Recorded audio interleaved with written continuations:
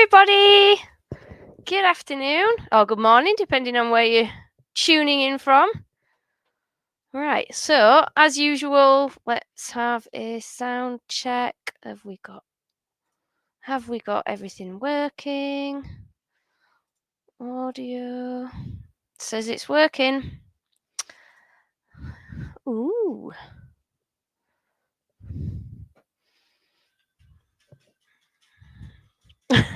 Right. Oh, I forgot to change my chuck. Roy's phone's just been playing music. Sounds fine. Hi, Todd. Thank you very much. Right. So, good afternoon, as we've already said. So, guys, it's just a turn and chill. So, it's not like an official demo. It is literally just having a play with some new stuff today, which is very exciting. So you'll have to just excuse me because I just need to grovel around a second and grab my chuck that's not got weird jewellery jaws on. That's the one. So I'll have to fish this out my demo bag. Unlike some people that are watching, I don't have like 23 chucks. So, right, we've got a chuck on and sorted. So, gosh, there's quite a few people on already. That's pretty cool. So I've already spotted. Oh, hi, Cindy. So Cindy and Todd are on. I share my StreamYard account with Cindy and Todd. I feel very honoured to. So we've got Mike, we've got Wayne, Jennifer, Ian, Andy, Norman, Mark, Steve, Graham, James, and Jackie. Oh, it's very nice to see you all anyway. So yeah, bit of a chill day. I have got loads of platters that I'm going to turn the front off and give a sand, and we're just going to start having a play with some of these new paints. So as some of you may or may not know, I have taken over the Joe Sonia side of things, and we've renamed the company. We've had to rename it for kind of legal reasons. So we couldn't call it Joe Sonia's UK shop. So it's called Paints and Pigments, but it's not a terrible thing because it does mean that we can broaden the range, which is exactly what we've done. So we've got some of the Chroma stuff, and I am going to show you this fabulous little rack of paints. This rack is really cool. This has been designed by and printed by Jennifer and Mark Stratton of Jennifer's Crafts and Creations. So look at that! Isn't that fancy? So yeah, and it fits all the Joe Sonia and all the Chroma Craft bottles, and even some of like your less expensive paints that you can get elsewhere. They tend to go for this kind of size of bottle, so it fits the 60ml bottles. And these are all the new colours. This is kind of half of the new colours. This is like the funky side. We have got some that are more sort of just standard acrylics, but these are all the cool ones. So we've got neons. I even did my eyeshadow in neons today to celebrate how cool these paints are. So we've got all the neons. There are 7 neons in the range. There's a glow in the dark, and it really does glow in the dark, does this paint. Oh, we've got a bit of flickering from that camera. Sorry about that, guys. Sometimes it seems to do that weirdly, so we'll just have to not use it. I think we've got a problem with the one of the output ports on the camera. So yeah, this one does glow in the dark. This is the only one that I've opened properly to have a look at. And then there's some kind of shimmery metallics as well. So I'm interested to try these. I haven't tried any of them. I have opened 1 or 2 of them. I've kind of got a favorite one in the metallics already, and it's nothing like any of the Joe Sonias. They are quite a bit cheaper than the Joe Sonias, so I'm interested to see what they compare like in quality. But yeah, let's just turn some wood and chuck some paint on. So that is the plan for today. Those racks, by the way, are now available on the Paints and Pigments store. If you are interested in buying the racks to hold your paints. Oh yeah. So yeah, box full of stuff. box full of stuff. So I'm going to turn a couple of the fronts of these off. This is a very Stuart Farini style thing, is turning the back of a blank and then basically cleaning the front off over and over again to try different things out. So this is a piece of ash. It's quite dark, is this ash. So I'll clean the front of this up. This is a centrifuge piece that I did with my colours and the Jo Sonja. What is that one at the back? That is one of the Jo Sonja pearlescents. That's the blue-green pearlescent at the back. So I'm going to turn the fronts of these. They've all been demo pieces. And then we've got a couple of Crackle glaze ones, and I probably will try out on one of these. This one's Elm. This again is the I think this is the ethereal colours. Yeah, this is the ethereal colours over the top of pearlescent magenta.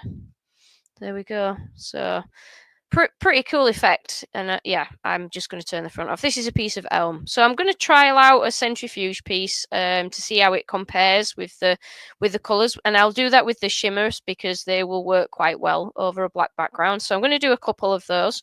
So I'll turn the fronts off these and we'll spray them up so that you can see that process. As I say, it's not really much of a turning demo, isn't this one? It's more finishes.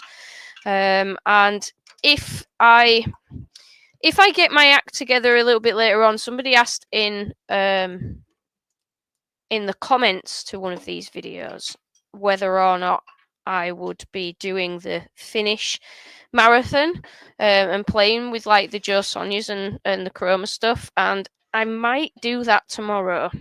It's a bank holiday and I've really not got that much planned, so I think that might be potentially a good one. So Jennifer, you're welcome for the shout out. Oh, Lucy is in as well. There's lots of hellos. Oh, Paul, yeah, you're welcome. That was a really good demo. Yeah, we did I've started doing design-based demos. I forgot to get my respirator. Just hang on.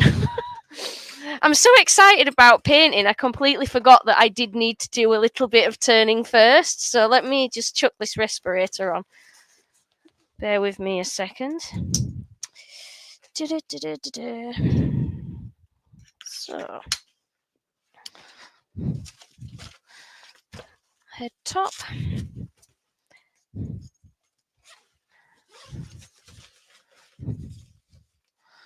Yeah, I was just, can't believe it. Can't believe that I haven't got this ready. So I am going to try out something for the Chroma stuff as well. Sorry, for the Jo Sonja stuff.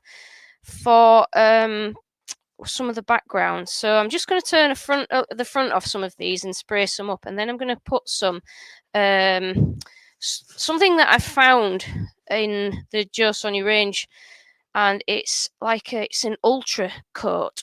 I think I'm interested to see how that works. So let me just turn this on. It will change the sound a little bit, guys. There's nothing I can do about it. I have to wear a respirator now for turning.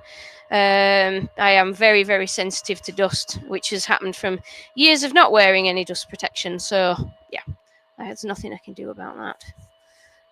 No worries. Oh, hi and bye. See you later, Lucy. Right, cool. Let's crack on. So, I need to put some more colour spot on this. It's quite dusty. So the back is already turned. I'm just going to turn the front off. Normally, if I'm going to be colouring with sprays or paints, anything like that, I don't take the middle section out. I've only been taking it out so that people can see what it looks like finished. So all I will do is take this out and leave a little bit of a step on the piece so that we've got something to work up to, especially when you're doing centrifuge painting. That you need something to be able to turn up to, or put your paints up to. So this is just my 3/8 ball gouge.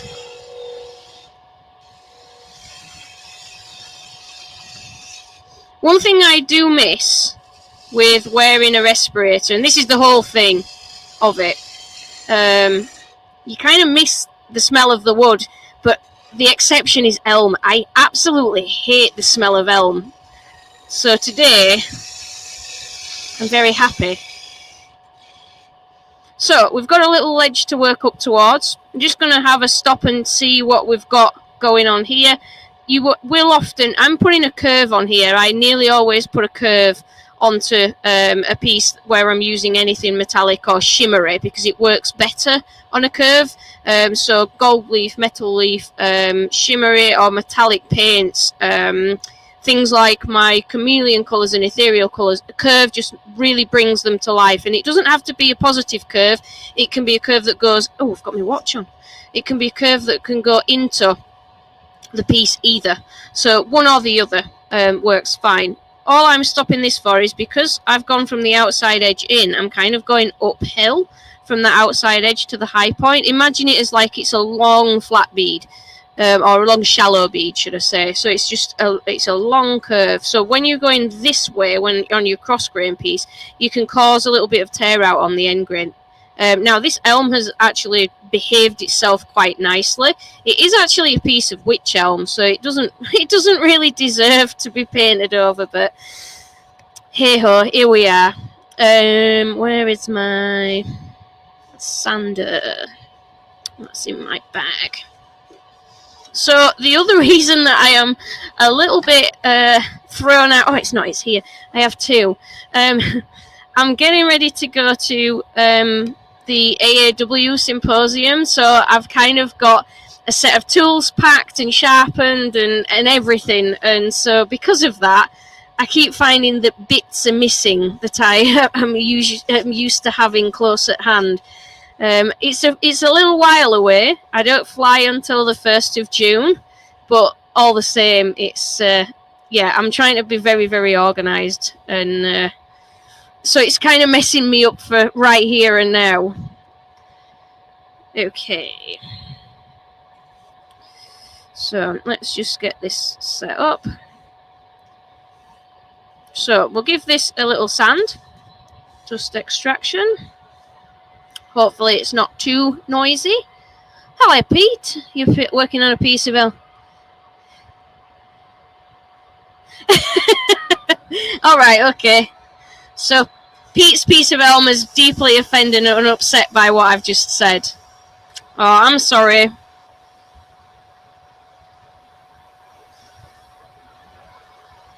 So anyway, I'm kind of going straight into demo mode. It's been that long since I've done a turn and chill that I'm kind of forgetting the whole point of it, which is really about what you guys are up to.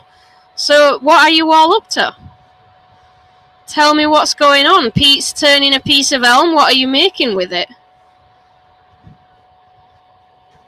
Let's grab some sanding sealer. I'm going to be quick with the sanding sealer. I'm going to use a spray. It's cellulose sanding sealer. This one's a chestnut one. So the reason that I bother to do this is if you are lacquering, so with the ebonising lacquer, I don't tend to use the ebonising lacquer and spray it straight onto the lathe. There we go. I tend to spray it on a flat surface so it can't run. I'm not brilliant at lacquering. I will admit that to anybody. I am not great at lacquering. So that'll dry very, very quickly. But the reason that I do that is because I don't want to have to put lots and lots of coats of the ebonising lacquer on there. So that is pretty good to go. So I'll just let that... I'm not going to denib today. These have been turned and sanded that many times. Yeah, that's alright. That's not raised the grain. So we'll turn a few more. And then I also have one or two... I've got some boards with me, just some standard boards, just to try a few of the paints out. But we're wood turners, so we need to know what it looks like on wood, really. So, oh, it's warped a little bit, is that? So we'll do a couple of them black to try the metallics out. Or shimmers. Well, I think they're called shimmer paints as opposed to metallics. Oh, that's warped a lot. This is an old piece. Very, very old. Let me move that over a tiny bit. So yeah, what are you guys... Oh, Brian's in. So Mike's revamping his dust extractor with a swing arm from Charnwood. Oh, very good. Gav, you've not touched the lathe in ages. Fair enough. Oh, packing up the workshop for moving house. Oh no, nightmare. Martin, right? So Martin, we'll go through the Crackle. Quite a lot of people after the last live bought the Crackle stuff. Now, I am still working on whether or not there is an alternative, or whether I can get it from elsewhere, because I have sold out now. But because lots of people have bought the Crackle, then we'll have another look at it.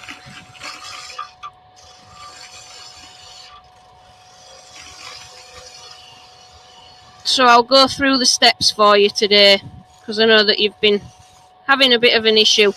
To be fair, with the paints, the age of them doesn't really matter. They've got a pretty good life on them. So even though that bottle is like 13 years old, it should be fine. I've got some really, really old decor Crackle. I found some that this is super, super old, and it's been open. So I'm going to try this one. When's this one being manufactured?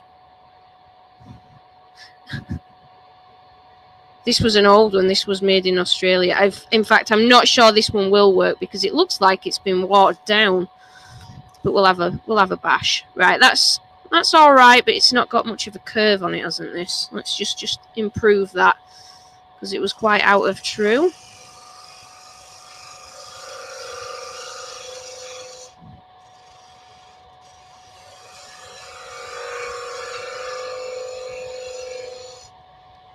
Okay. Stuart turning a finial lid for Avon and Bristol Club's monthly challenge. Nice. Ooh, nice.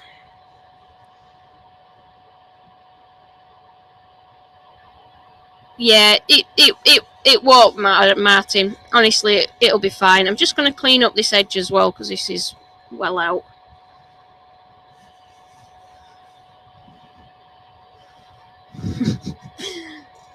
It's an oval platter.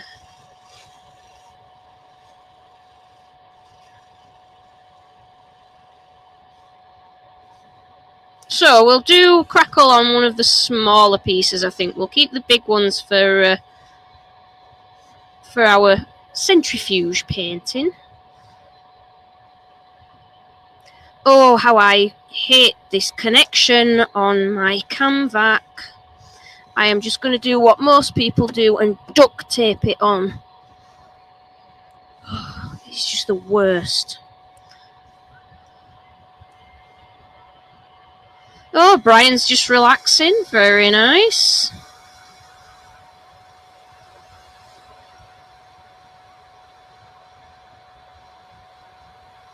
So, guys, we've got Daventry next week. Is anybody coming to the Daventry show?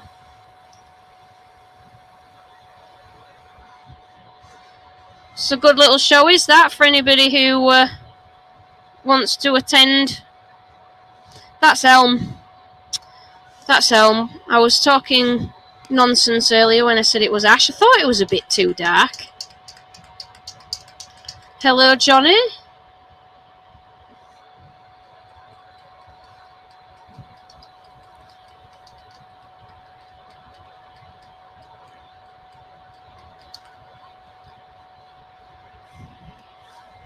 Just give that a spin.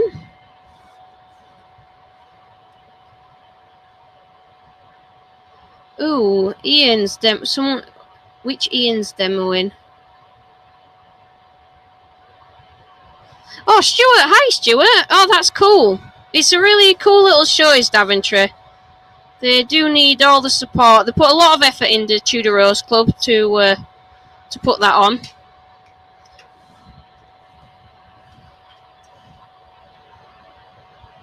Oh, Graham, not to worry.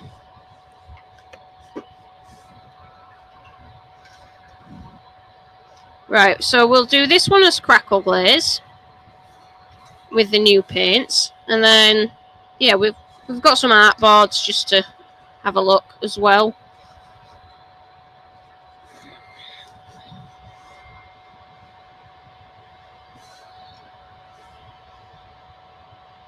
Martin's going to be at Daventry, hopefully. Excellent.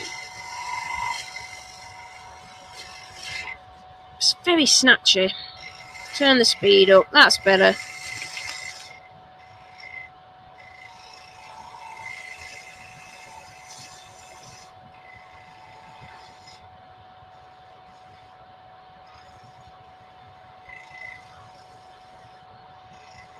So I'm just doing a slight scraping cut from this high point back, just to help clean up any tear out.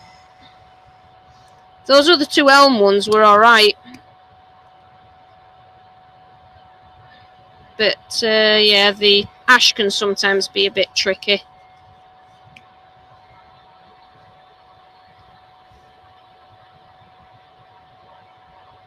Oh, excellent, Colin. I'm glad the club's going. That's brilliant. I do like the inter-club competitions at Daventry. They're really good.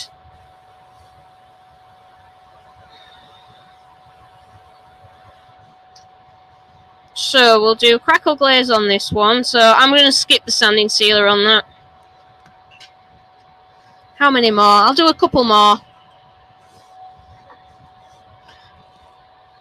What have we got? That's a bit of beech. Have we got a sycamore?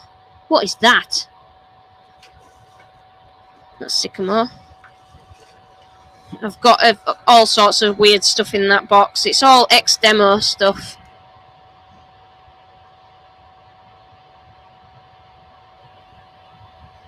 Oh, Lucy, you've just bought your carpet. You're feeling poor. I know that feeling well.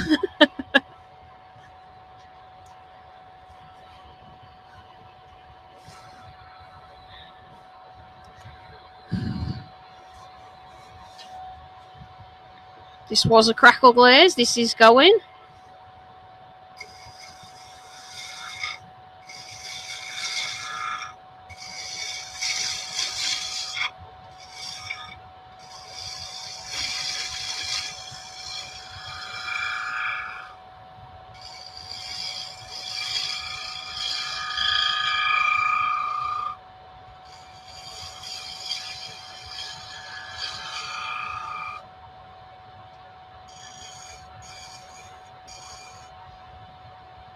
Just improving that curve a little bit. I know that the beech will have torn out because it's quite close grained.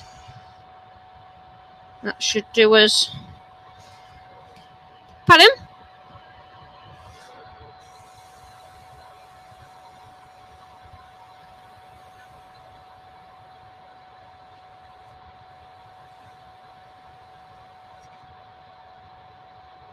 Yep. So one more.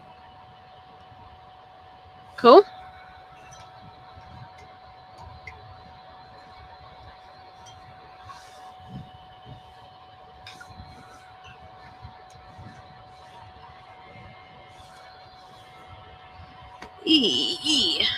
Right, so last one.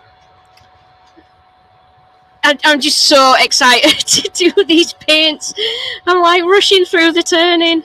I think, do you know what? Let's do this one as an insidey finish because it's got quite a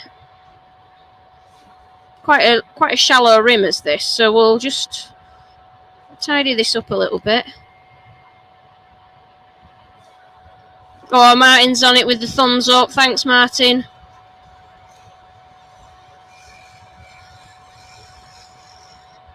Just a little bit low.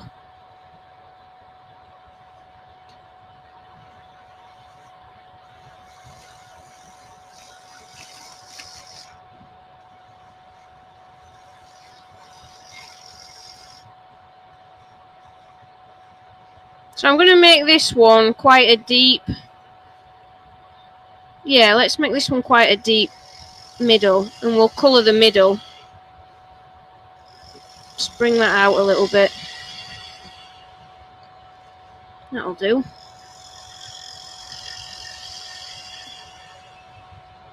So it's more of a dish. So I've got a bit of heel bruising on there because I have not taken the heel off this tool.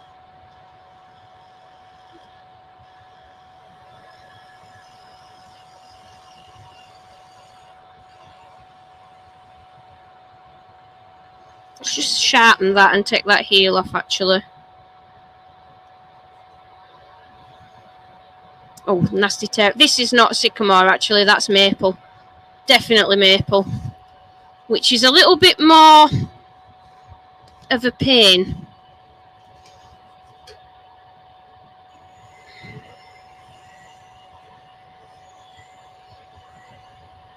So just putting an edge on this and then taking the heel off.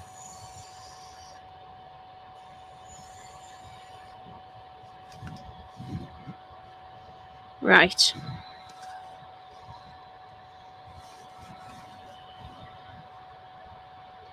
Yeah, let me just move this in a bit because that outside rim is dismal. That is absolutely diabolical, actually. So you need a very sharp tool to cut maple. It's a little bit, for UK guys, it's a little bit like poplar. It can be a little bit like turning candy floss sometimes. So let's try and improve this inside.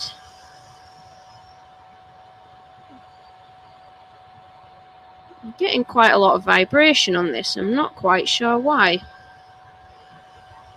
Let's cut through it. Deeper cut. There we go. That's got rid of it.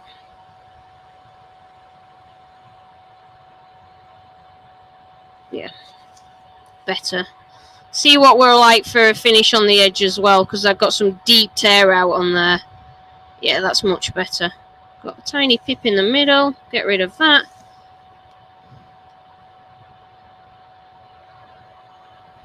So even though we're playing, it's still worth finishing your pieces properly. I'm not going to tidy up the edge though. David Stillwell. That would be so cool, David. You've got to come along. This is my first time ever to the AAW Symposium. I'm really excited about it. I'm really nervous about it too. But I'm looking forward to it.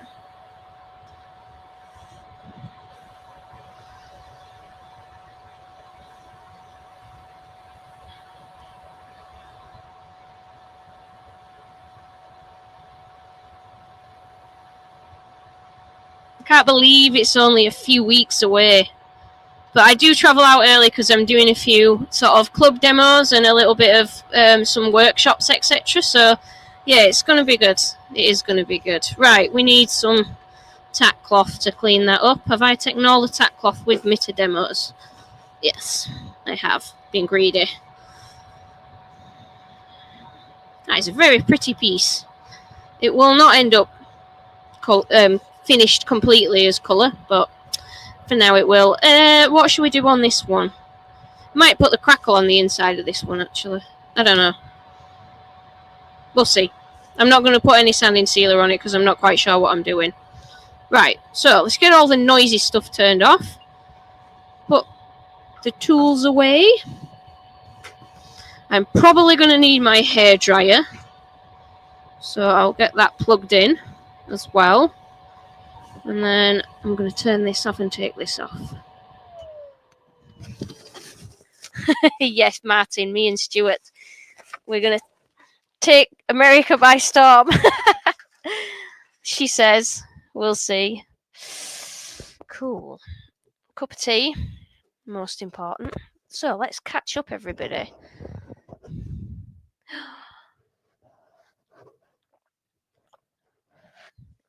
Dale. Yep. End of July. Turner's Trent Valley.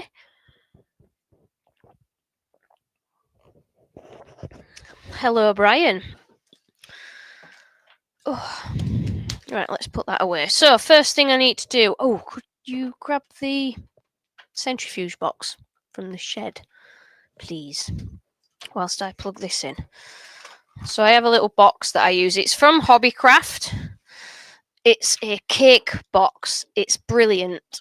If you're going to do any centrifuge work, I highly recommend getting one of these. I think they're about £8 or £9 or something. They're really not much at all. Where's my... Oh, I haven't got my little squirty thing to clean the front camera up. Let's tack cloth it instead. Sorry. Is that any better? Yeah, that's better. Yeah, they are really good at the cake boxes because I use the base to do the spraying in, and then I use the lid, as you will see, to do the centrifuging. Just knock that heating off as well. So this is my box. So the base is for all of my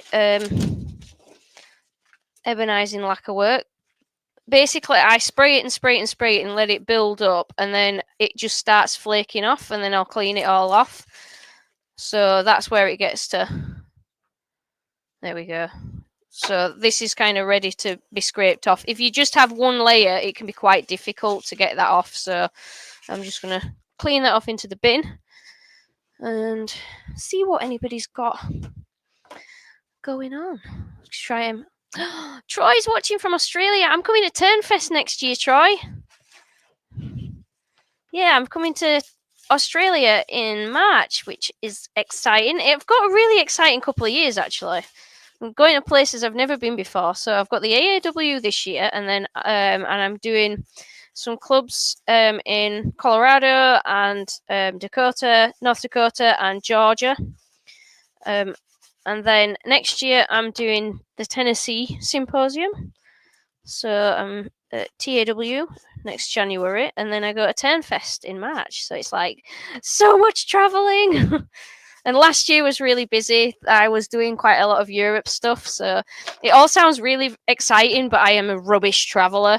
I'm kind of like a bit of a home girl. So it's like, it sounds really exciting, but I really love the opportunities, don't get me wrong. But then it's like, is it home time soon? So yay. Dances with Arvax. No, it's not a colour change mascara. It's neon eyeshadow, because I am celebrating that we're doing neon colouring today. Right, so we need to get thinking caps on, guys. We need ideas. Let's have some ideas. So first of all, let's spray our two centrifuge platters. So this is just some chestnut ebonizing lacquer that I'm using as a background. My spray is not very good on this. I'm terrible for not looking after lacquers. So it's kind of built up over the front, which means I will get an uneven and quite a poor spray pattern from this. She says, looking at I have a graveyard of spray cans down here. Let me see if I can... Oh, that's quite full. Just use this one instead. Let's see. Okay, so... I cannot find my mask. In fact, I'm going to open the door. This is not... I've got my blooming respirator on for wood dust, and then I'm spraying lacquers on without a mask. So normally I would have an A2 gas filter, A1 or A2 for the lacquers. I wish I knew where they were. I need to get another one. So that is where we're at. I'm just going to put this to one side and let that dry. So it will dry pretty quickly. It's warm in here. And because we've put the sanding sealer on, it should dry hopefully relatively evenly. I want to try this ultra cover stuff as well. So second one.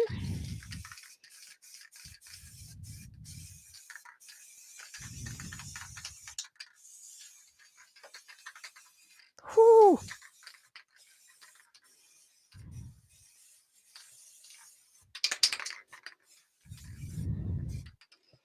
So we'll move that out of the way as well. So we'll let these do their thing and just dry naturally. I've never had very good results trying to force dry these things. So shall we try a background colour? This is a Just On You thing. So this is one of the background colours. They've been renamed and rebranded colour trends. But this is a nice colour, is that? This is the colour Deep Pond. No, Galaxy Blue. I nearly picked up Deep Pond, but I picked up Galaxy Blue instead. But I kind of... Oh, am I getting ahead of myself? We might just have to turn some more pieces, basically. So I'm going to do Crackle on this one. Oh yeah, we've got 5. Let's put a background color around here. So this is painted on. I'm just going to use the center of it as a little bit of a palette. I haven't put any sanding sealer on because I didn't quite know where I was going with any of these.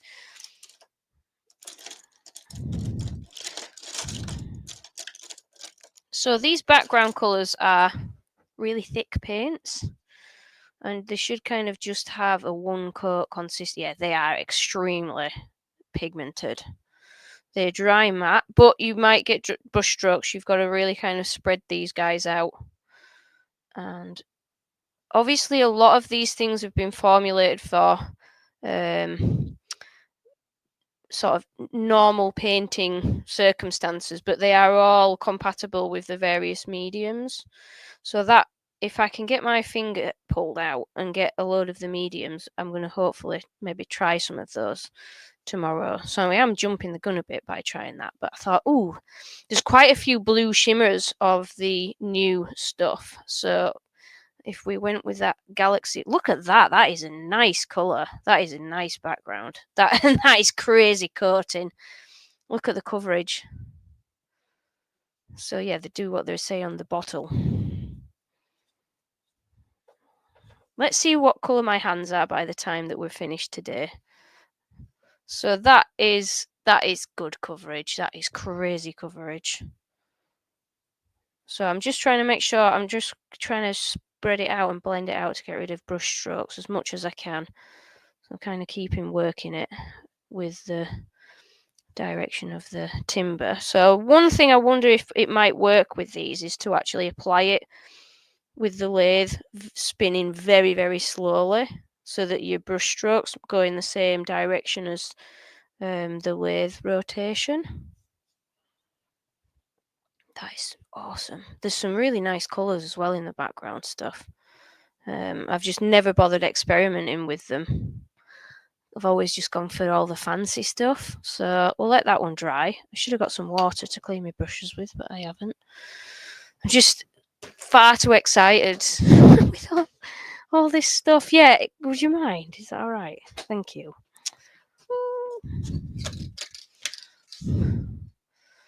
Oh, Tez has made it. Oh, you made it. Nice one, Terry. Oh, Robert's going to be at AW. That's cool. Oh, the blue steel makes a good background. I'll have a look at that.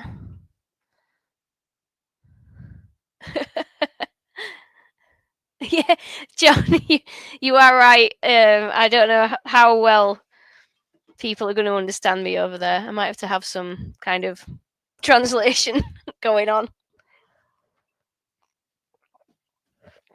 Oh, sorry, Haley. I'm not trying to promote it. I'm kind of just experimenting. I'm just playing. Right, I'm gonna have a bash with some of the neons. I cannot wait any longer. There's so many to choose from. Oh, thank you. Okay. So let's have a look on. Oh, this is just a normal board. I haven't put anything on it. It's just a canvas panel. Clean the brush.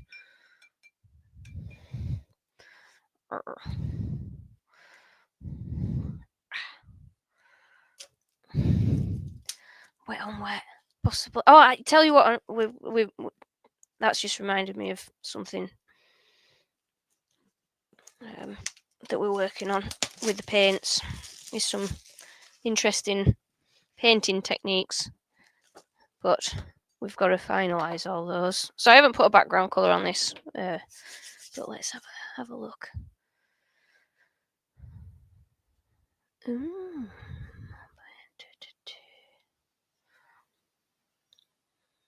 Oh, Mark's been prepping blanks. Cool. So have I taken I might have already taken the tops off these. I was very organized, but I haven't actually poured any of them out onto a canvas yet. So like I've said earlier, these paints are from Chroma. They're not from Joe Sonia. They are made by Joe Sonias are made by Chroma, but yeah, these are not the Joe Sonia range. So I'm interested to see how they compare to the quality of the Joe Sonia, because the Joe Sonia are artist quality. They are really, really thick, heavily pigmented, but they don't have every single colour going. So let's have a look. Oops. Obviously, we're going to try the pink. So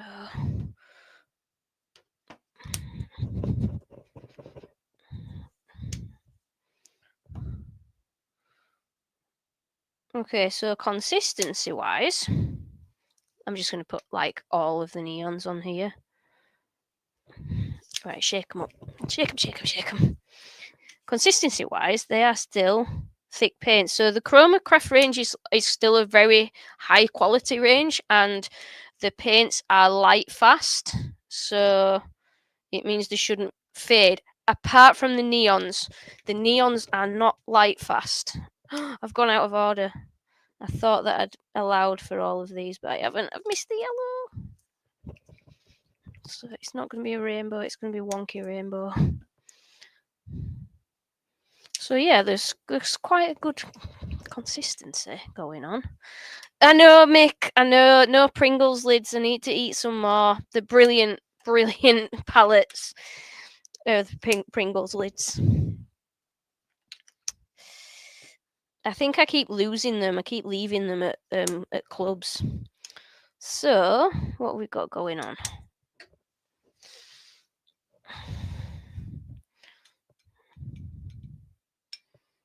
So I am also not a painter. It is worth pointing that out at this stage.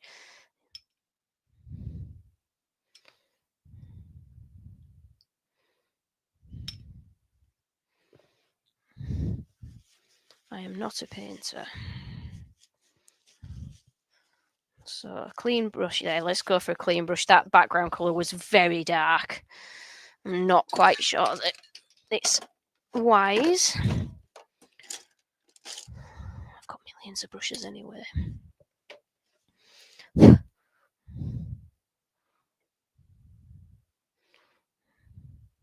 So they are, consistency wise, they are very, very similar. I should have put something down on the back of this because it's quite a slippy background. I reckon it might need a couple of coats. So that is the pink one. This one is, so that's called Crave the Rave. Some of the colours are just got the best names. This one is called Red Alert. Then we've got Safety Vest.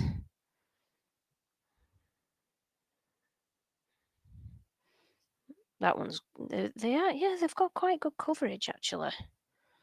But I am putting this straight onto the board, so maybe I should have prepared that a bit better.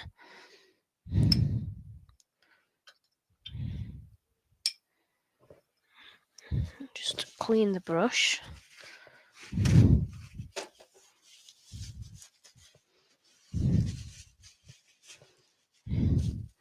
Yeah, it's not quite a rainbow. I got it wrong. That's a good neon yellow. So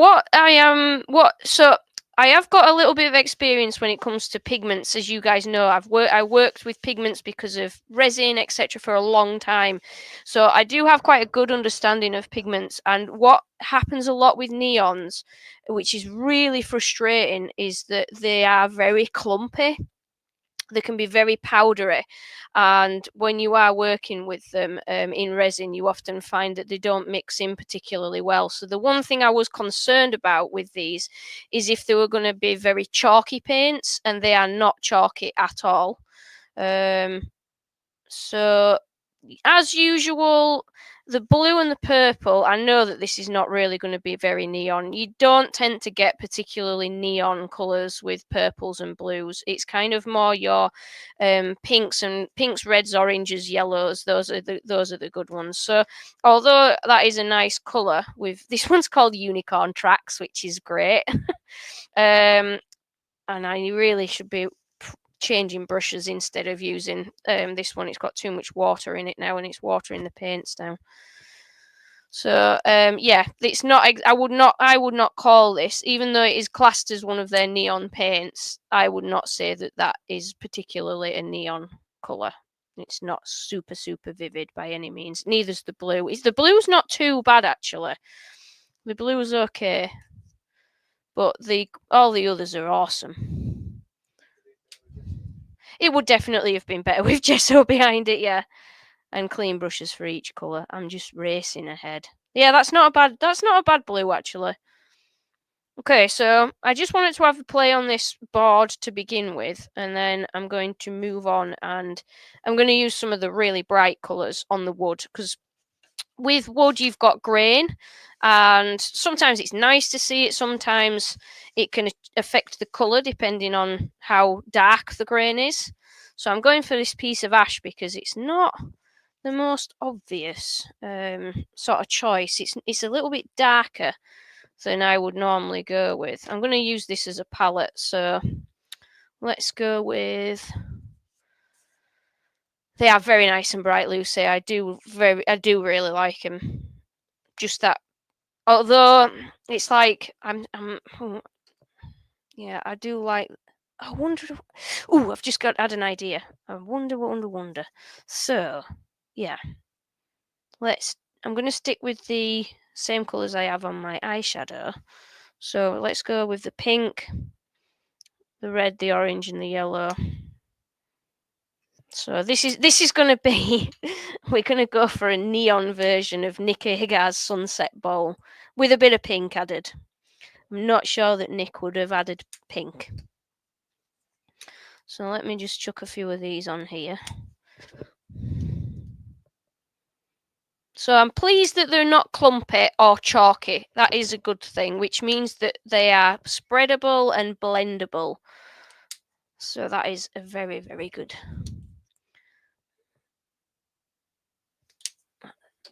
Right. Okay. So do I put this on the lathe to paint it? Yes, I think we will. Let's get these out of the way. So the reason I'm doing this is because I want them to blend quite well. I'm not going to turn the lathe on, I'm just going to physically turn the lathe by hand to apply these colours.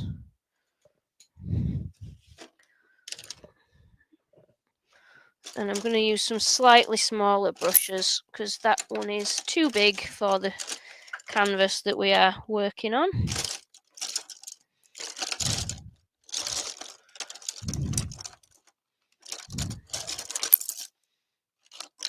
Oh, I need to clean my brushes better. I do. Okay, so we're going to start with pink, and then we're going to go on to the red, orange, and the yellow on the outside. So I'm going to put the pink on first. And I am going to do this straight onto the wood, as opposed to putting any kind of background onto it, because I'm interested to see what these look like with the grain. But I am now wishing that I had put sanding sealer on there. Okay, so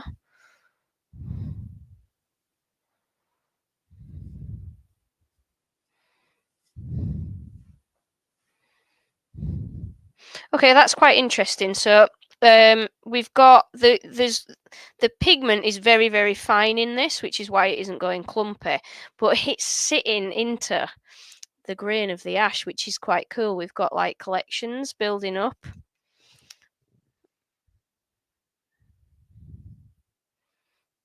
Okay. So I always like to go straight onto something like bare wood just to see how it responds. So those are very fine pigments, which is extremely encouraging. But I'm going to just wipe off the wet, and I'm just going to chuck some sanding sealer over the top of it so that it will sit a little better.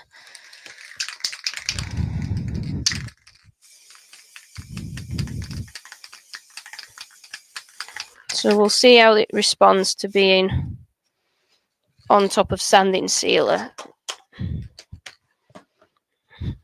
because it probably will sit a little bit better. I quite like the effect actually. It's almost watercolorish in a way. Hiya, Steve.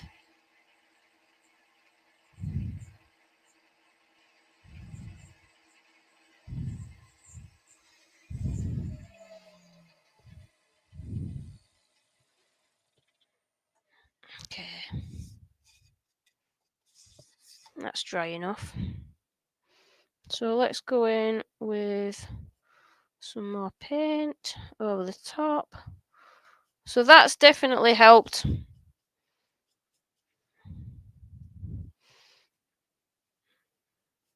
Now what I'm going to do tomorrow is have a look at the actual sealers that the Joe Sonia range do for painting on, and see if that kind of will help fill the grain any better.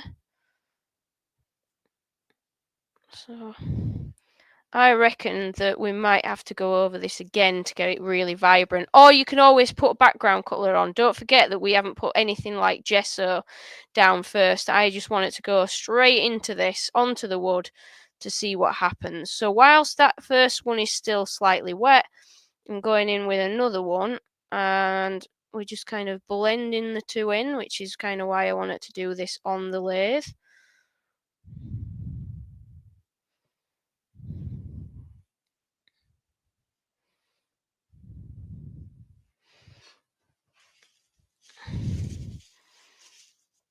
I'm not too bothered about rinsing the brushes off at this stage, because you are going to end up with the other colours on top, or on your brush. But always leave the lightest colour till the end. I personally prefer to work that way, because we're going to start pushing the colours back into the middle in a second. So we've got our orange, this is going into the red, so I'm going to work back down then towards the pink in the middle.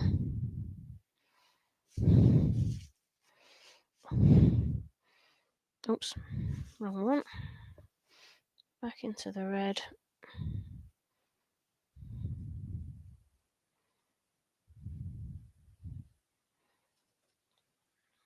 And when you are blending, you do have to go back and forth a little bit. It is not so sort of super easy application process. You do have to work back and forth and keep going over if you want a good blend.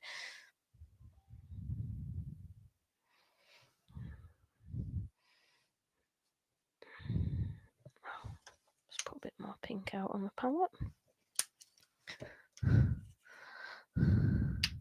They are pretty fab colours, these, aren't they?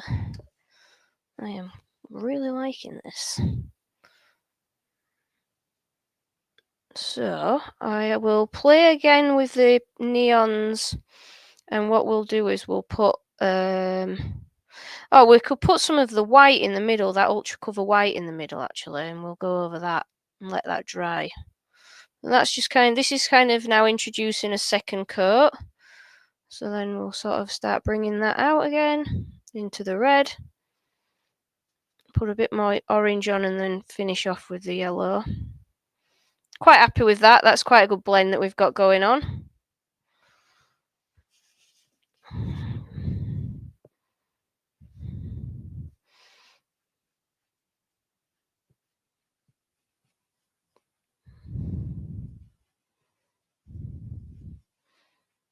And what I tend to do is, once I'm kind of happy that the blend is nearly there, you almost finish the blend off when the paint is really getting quite dry, because it will move less, and then you can get a really kind of good blend out. Let's get that yellow one now. So I'm going to go in, I've got multicoloured lathe now, in with the yellow, and I'm using a slightly bigger brush.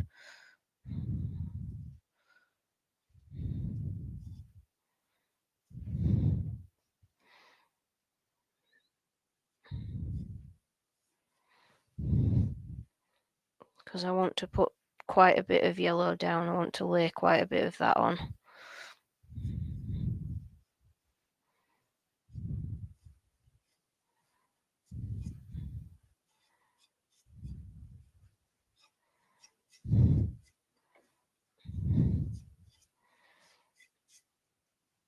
Oh, that's looking pretty cool. So colour-wise, where it's darker on the yellow, so where it's the grain is a bit darker, it has had a little bit of an effect that it almost looks a bit green. But it's not too bad, isn't that, at all?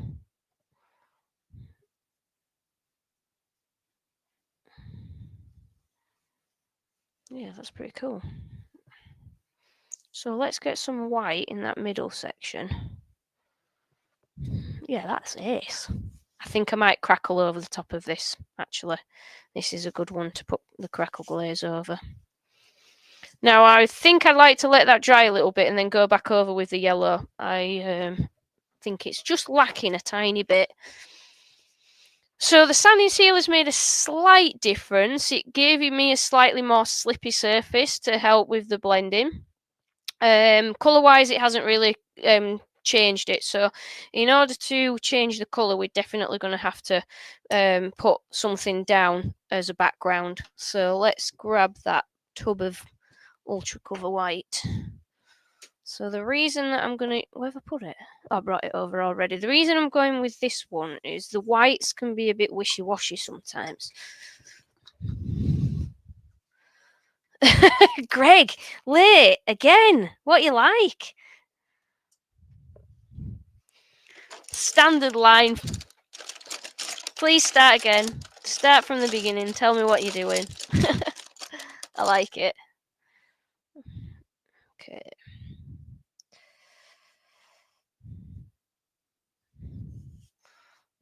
So we've got a little bit of sanding sealer left on this, and I'm going in with the white.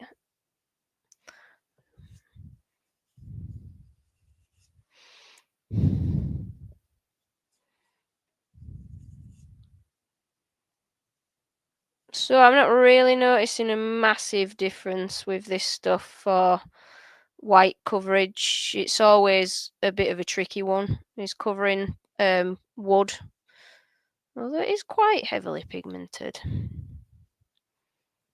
It's not bad. I'm doing a terrible job of keeping it in the middle because I haven't got any kind of mark to go by. That's rubbish painting job. Oh gosh. Getting worse. I can't keep inside the lines. Oh no. Let's get a hairdryer on that. And do another cover. What does this say? One step preparation of most surfaces. Right. Yeah. Suitable for fine or decorative art. It's a sealer as well. Prepares and seals most surfaces, including wood, canvas, paper, glass, plastic, terracotta, and metal. Covers with thick gesso-like coat, fast and easy to use. Oh, it gives you good superior adhesion and opaque coverage without the chalky feeling of gesso, because gesso is chalky. So that is interesting. Right, let's give this a bit of a blast.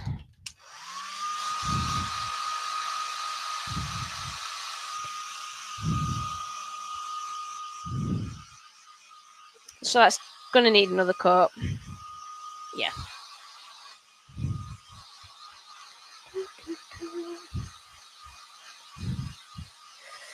Would watercolor grounds help? Not sure. Not sure. I am, like I say, I'm not a painter, so a lot of this is a heck of a learning curve for me. So I'm not really doing most of the products that much justice by the way I'm using them, I should imagine. There'll be artists out there screaming, going, "That's not how you do it!"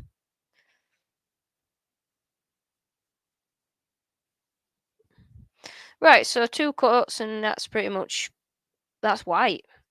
That's pretty good. So I can see the grain, as in the pattern of the grain, but that is definitely now a white background. Be interesting to see how that compares with some other whites, actually. So I'm trying to spread it evenly. I'm not too bothered about brush strokes because I didn't actually sand this, so it's got turning marks in it anyway. I just want to do it for putting the neons over. Mark, I painted our skirting boards at our house. Did I? I think I gave up actually. Oh no, I started it. I did the coving. I think I did. I did the coving. Yeah, we hated doing both the skirting boards and the coving. To be fair, didn't we? Yeah, right. I don't like edging in. I'm not a expert at all at any of that.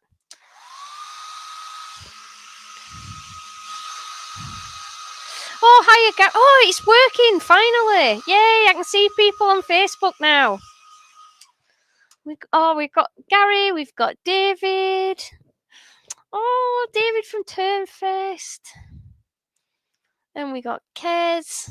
I'm just going to quickly zoom up and see if I've missed. I think it's only just started bringing the feed in. Yeah, it has. Oh, that's interesting.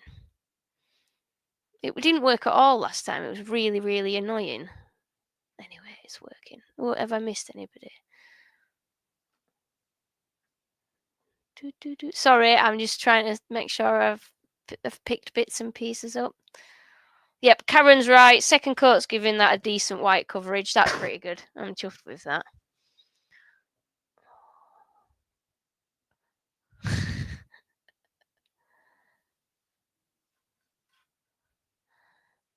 Cool. Oh, yeah, and you guys have just moved over. Yeah, sorry about that. I was missing loads of comments because I just didn't see them.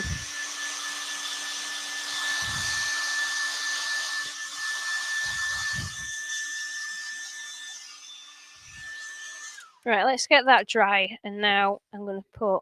It does match my eyes. That was the whole point. So let's start with Lello in the middle.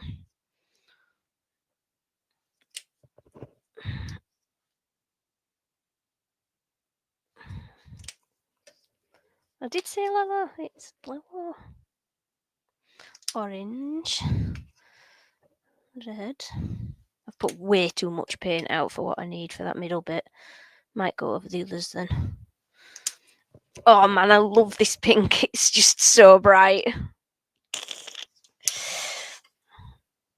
And I want to see what. Oh man, I can't wait for. I'm definitely going to have to do a play day tomorrow. Definitely. It's got to happen. Because I'm buzzing with ideas for what I can do with these paints. Right. Wow. So let's get the yellow in the middle.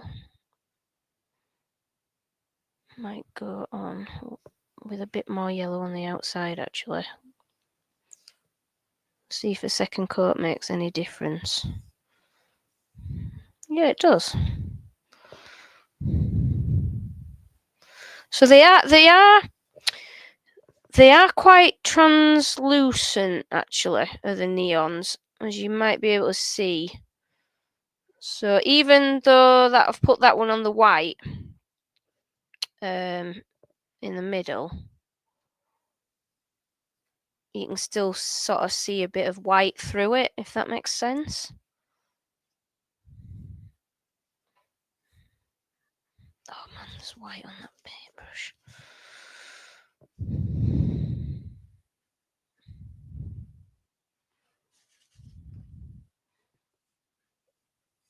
So yeah, second coat's worth it, definitely. Yeah, definitely worth it. Just don't get white mixed in with it. And wash your brush. I have no real... I've got... A jam jar's alright of water, but don't last long. And we've no way of changing the water in here, so I'm kind of just trying to make do. Pardon? Nah, it's fine. I'll have a bucket of water tomorrow. Okay, that is worth doing. Second coat is worth it. Definitely. Okay. Right. So orange goes next. So yeah, you can see the white underneath it. I reckon it's going to need 2 coats even on the white. So I am assuming that it's probably because these pigments are quite difficult to work with in order to make the paints themselves, and because of that, they're not massively highly pigmented. So it is going to be a case of putting layers down. So actually, I'll be dead straight, I prefer it on the wood without the white background. That's interesting. Sorry. So let me get the pink on last.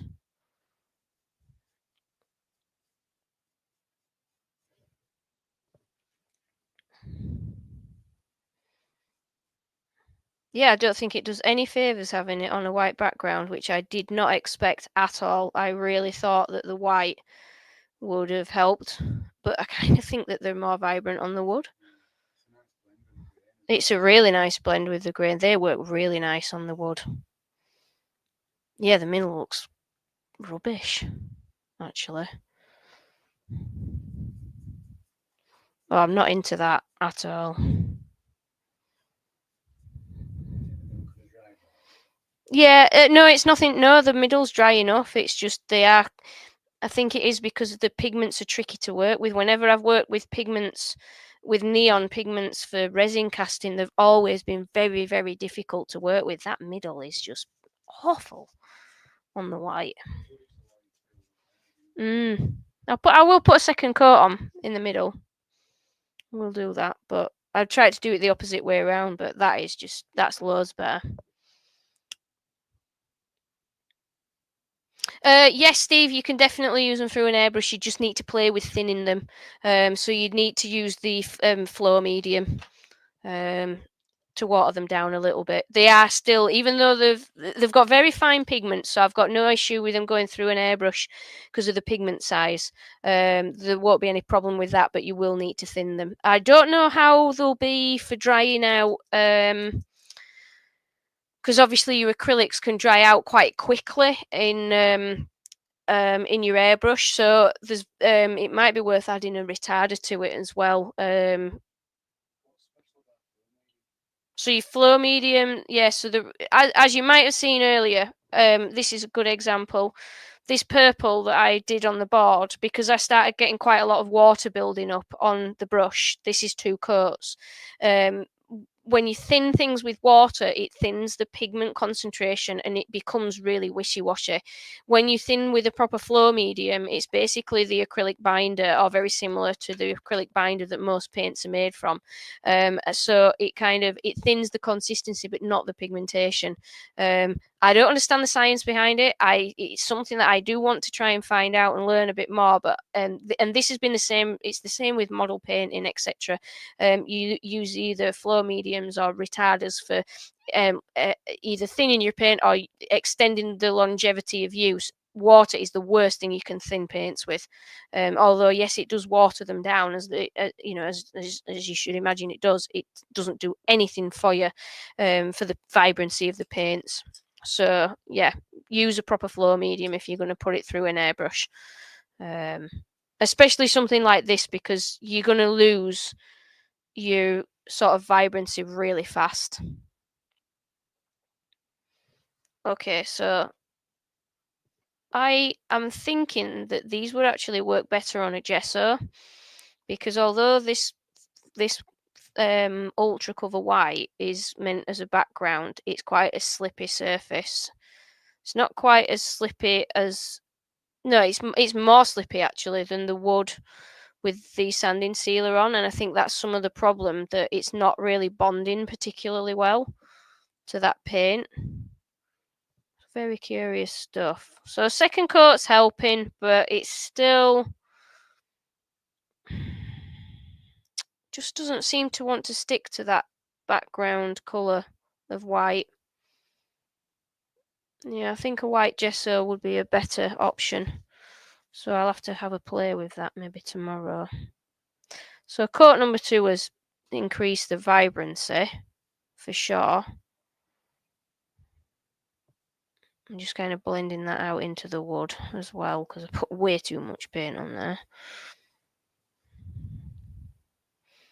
Yeah, I don't like that background colour. So I'll try this on a gesso tomorrow and see if it improves it at all, because it's just not bonding very well. Let's give it a dry. I don't think that they'll look very good with a black background, Steve, but it's worth trying. Neons are not really reflective like anything that's got pearlescence in and thing. Even though they're made, I don't think that they're made from a mica. I don't know what they're made from, but the weird pigments are neon pigments. So let's get another board, and I'll put black on this board. I've put black gesso down actually.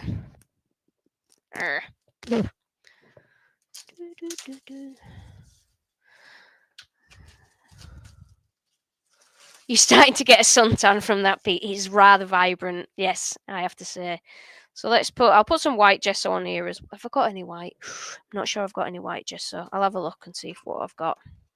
Let's get that out of the way. Because even putting it onto that board, they were quite slippery paints putting them onto the board. So I wonder if they would work better with the white gesso. What have we got? Got varnish, I've got sealer. I've got black gesso. I'm pretty sure I have some white gesso in my drawer. Oh, hello. Yes, we do. Oh, black gesso's back in stock at the moment, guys, as well. Got quite a bit of it.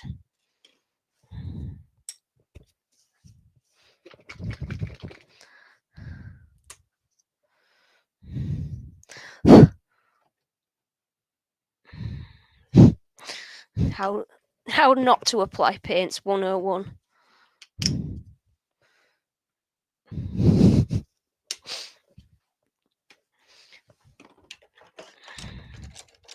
Big brushes.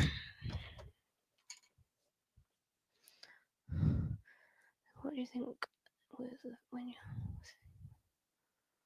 Yeah, you're absolutely right, because I can't even speak. Thinning with a flow medium gives you better brush marks, or fewer brush strokes, marks, etc., because it just improves that consistency. So this is firing on the black gesso. Let's get that fully covered. So this dries completely matte, and it gives you a keyed finish. Both the black and the white do.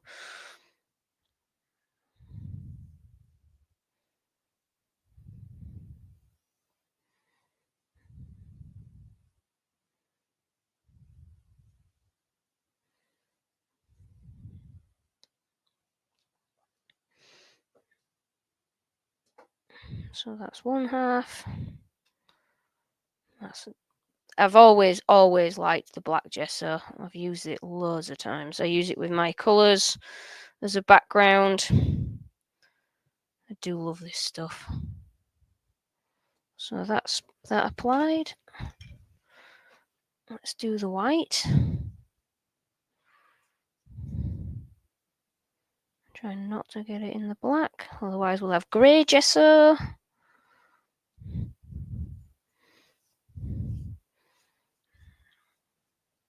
So it's a good consistency, and it's also filling the canvas pattern a little bit. So this would be a good grain filler. Oh no! Should have done white first. Why didn't I do white first and then black? What a muppet. I'm flicking paint everywhere. It's really bad. Oops. This is why I have my mucky smock on. This is the smock I use for resin and anything that is like I am being slapdash. Right, so we've got good coverage on there. Right, let me put that to one side. It's not exactly even.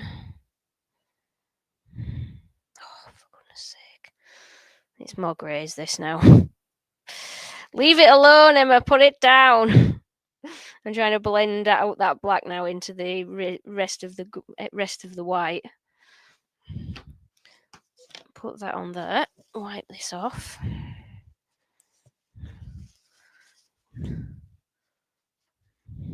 Yeah, definitely. Like Mark said. Hi, Mark, by the way. Yeah, neons do tend to be slightly see-through, so it won't work well on black at all. I do know that, but it's worth just giving it a try. We'll chuck it on and see what we think. But interestingly, I do much prefer the look of it on the wood instead of on the white. Let me give that a dry off and put one more coat on the white bit. No, the workshop's at home, Greg.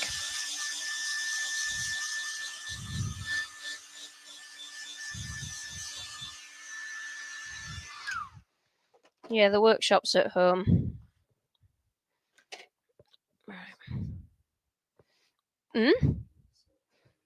Yes, it's not tidy. It's a lie. Oh, I don't like it on that.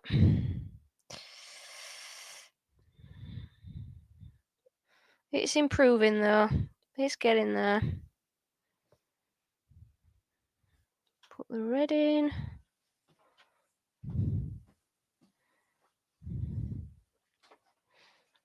Where are you going? It's tidying the background up. Flying the flag, yep. Yorkshire flag is back up in place, everybody. It keeps falling down and I don't always notice that it's falling down.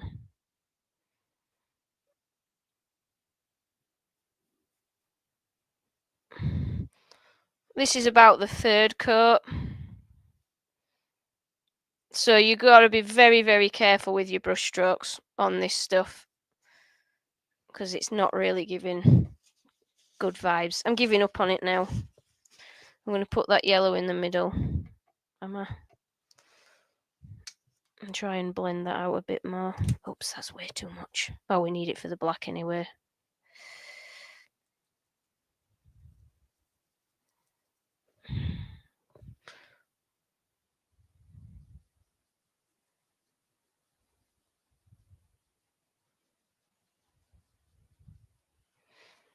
Yeah, not a fan. So they work really nicely on wood, rather interestingly. Jury's out on the white. I'm going to see what they work like over the white gesso in a little bit once that board's dry. I'll just give that a bit of assistance actually with the hairdryer.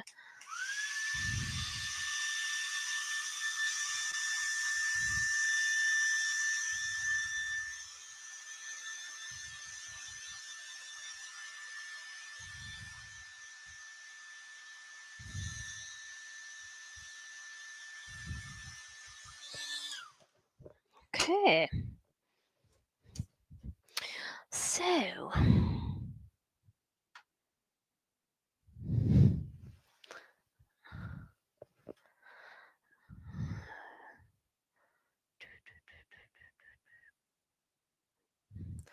what happened to the other shed? Oh, Nigel, yeah. It's built. It's Roy's nicked it. Basically. Roy's nicked the studio over there. I don't like that middle bit. I want to turn it out. I will turn it out. So what we'll do with this one, I think we'll turn it into a crackle. So that's what we've got so far. I really don't, apart from the big blob of yellow in the middle, there is a difference in the brightness. It's quite difficult to see on camera. So it is the most vibrant on the white, but it's a little bit difficult to work with. But that is possibly the white that I've used. So I've got a prepped gesso piece that I'm waiting for that to dry and we'll try blending out on that. The problem that I've found with the white paint background on this is it was very, very slippy. And because of that, the paint wasn't kind of gripping and you just end up sort of with really heavy brush strokes, and it's quite difficult to blend it. You need a little bit of some resistance. On the wood, it worked really nicely. It looks really good on the timber, actually. It looks brighter in person on the timber than on the camera. But yeah, it's I definitely prefer it on the wood. So I'm just going to dry over this a little bit more with the hairdryer, and then I'm going to put the Crackle on for Martin so that we know the score. Is he allowed to pinch it? Well, he has. It's now his studio.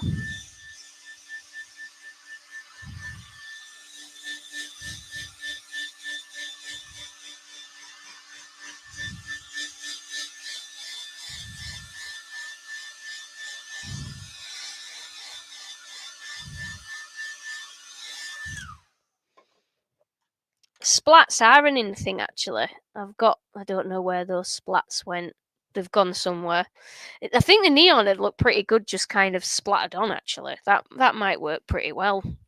Right. Oh, why have I picked up flow medium? Don't know. Okay. So I'll put these back in the racking for now.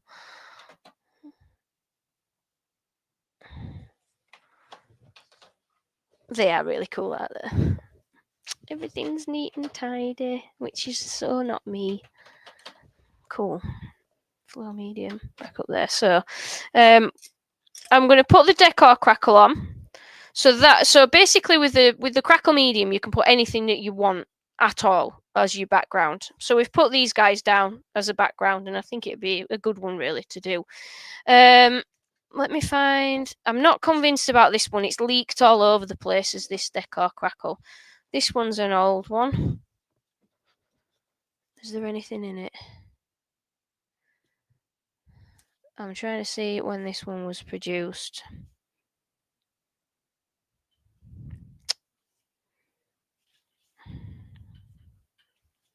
Can't see. Where was your date on it? Was it on the pack itself, Martin?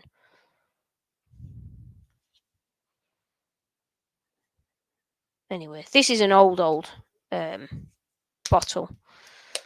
If there's anything in it. Yeah, so this one is clear. That other one has been opened and it's sort of gone slightly yellow, and it's very, very runny. So I don't think that one will work. But if yours is clear and it's got a fairly thick-ish consistency, I think that you'll be fine. So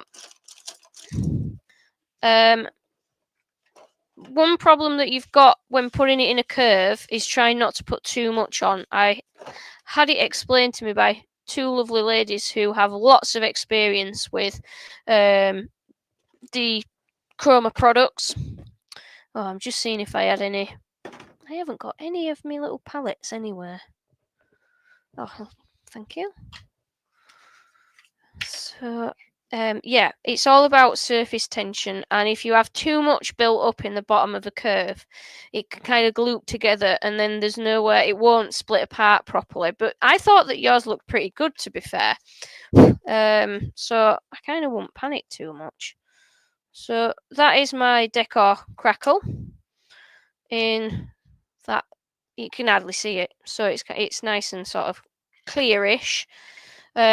The key to working with this stuff is not to overwork it. You've got to be really careful to kind of get it on and then leave it alone. So I try and get it. I do tend to spread it out relatively thin. I don't really like a thick layer. You can also use sponges. They work really well. Sometimes the brushes can cause a little bit of bubbling. So I'm just kind of working it straight onto that surface. And I'm not worrying too much about going back in if I've missed anything. You have a little bit of leeway. You can spread over a bit.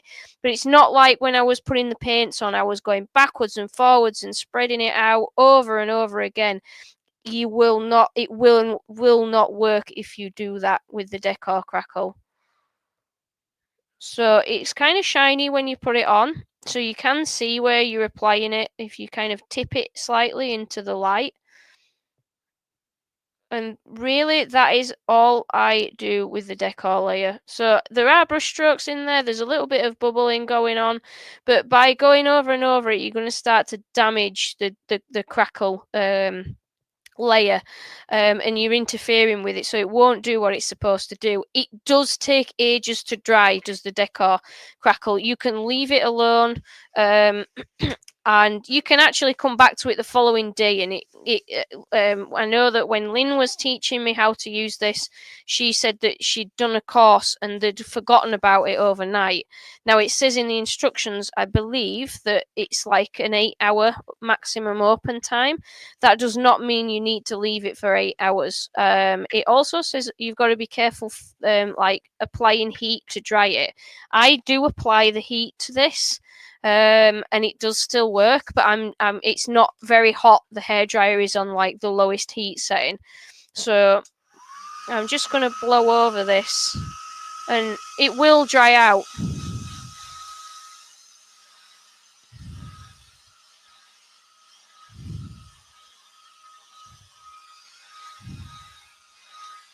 As if you haven't made a gonk yet, Greg. That's terrible. And yeah, mate, Roy is always in the background finding things I can't find.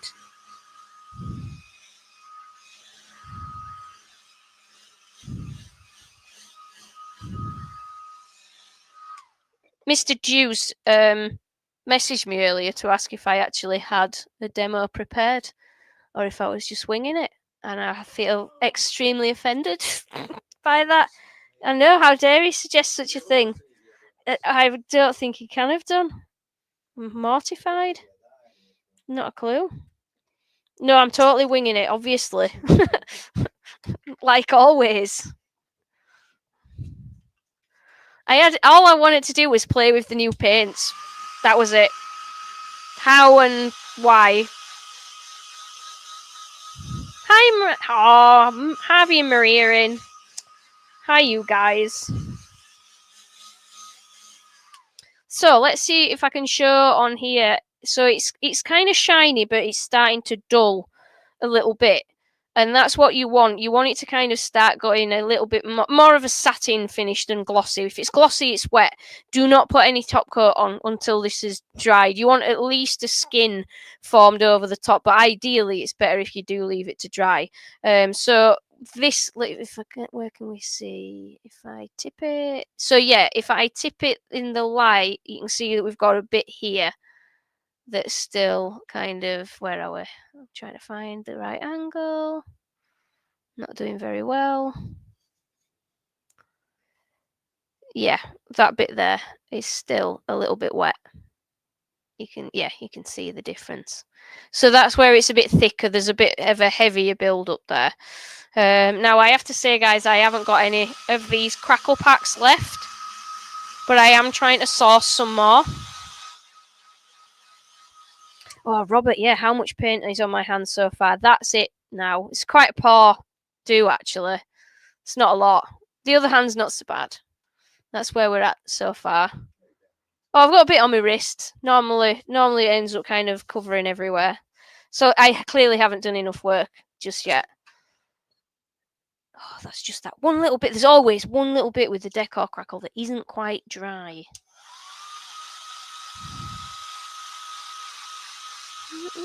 Trying to read up on the chat.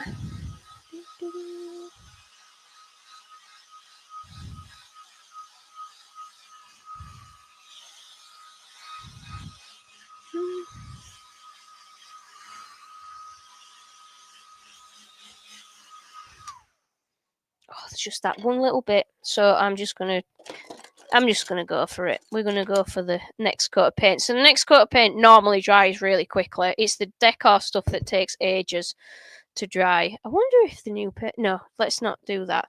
Let's not go totally sickly coloured and put a neon coat on top. That'd be terrible. Where's my normal black?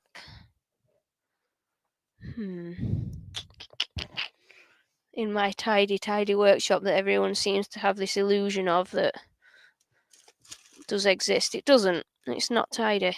It's never tidy. It is a tip, actually. It's really bad at them. And it's not really bad. It's been way worse.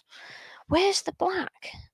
So I'm trying to find my carbon black, because that's just standard black paint. Can I rob it out of this little kit?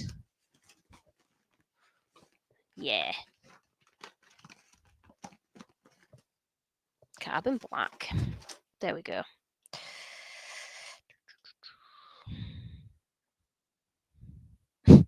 Maybe more empty than I thought.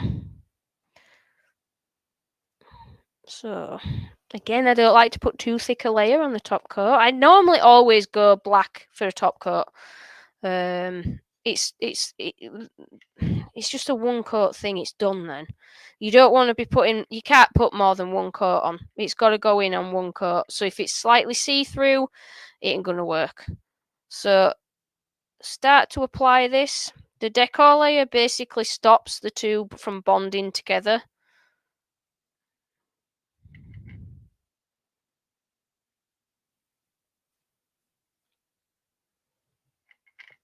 But if you put really thick layer of paint on at this stage now, you'll end up with quite big crackles, and I don't like that. I like lots of smaller ones. I think that's more effective. I'm also trying to change the direction of the brush strokes. I'm kind of in the I've got it into my head about following the line of the lathe, but I prefer not to, because the decor crackle will crackle along your brush stroke lines. So it will cause a crackling effect, will this? It's like an aged look. So again, if you're putting this on the inside of a bowl, you don't want to have a large amount of paint building up in the middle. You don't want it to kind of run into the center, because it won't work properly.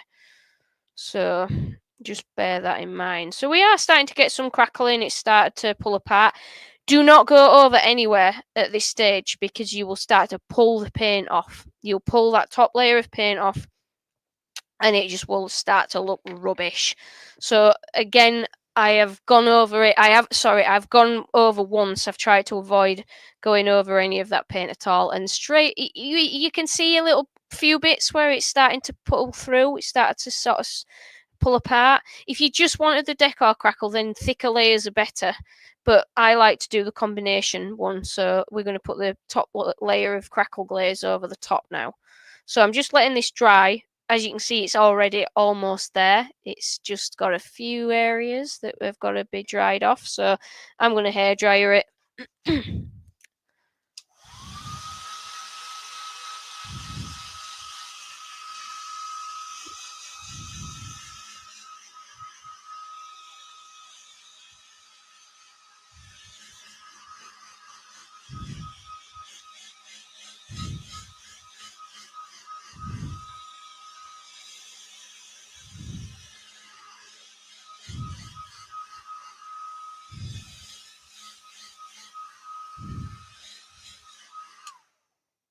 Couple of bits that's a bit thick, but we should be all right. And then we're going to go on finally with our crackle medium. So I'm using a new brush each time with these, and I'm using pretty wide brushes so that I can get it applied quickly. If you do hairdryer it, bear in mind that you can find that even though you've dried the very, very top layer, it can start to pull moisture through again, and so it's a little bit wet still on a couple of areas. But you can see that is started to crackle open. Nothing amazing just yet. Now I'm going to put the crackle medium over the top, and again, be very careful not to keep overworking this, because you will start to lift the paint underneath. As soon as this crackle glaze forms a bond with that top coat of paint, you'll pull that top coat of paint off if you try and faff and fiddle with this stuff too much. So again, I go for a thinner coat. I'm not a personal fan of huge crackles. I've done a few, and I don't like how they look. I like how the smaller and many crackles looks instead. So as soon as you start putting the crackle medium over the top of it, this is when you'll start to see the proper reaction happening. as I'm applying it. It's literally pulling apart that top layer. Now, what you'll find when you've put the Crackle medium on is once it's dried, you'll get some areas that's kind of quite satin or matte even, and some that's quite glossy where you've got quite a build-up of paint. Look at that. So if we zoom out a little bit on that, if I start drying this now, it'll just go nuts.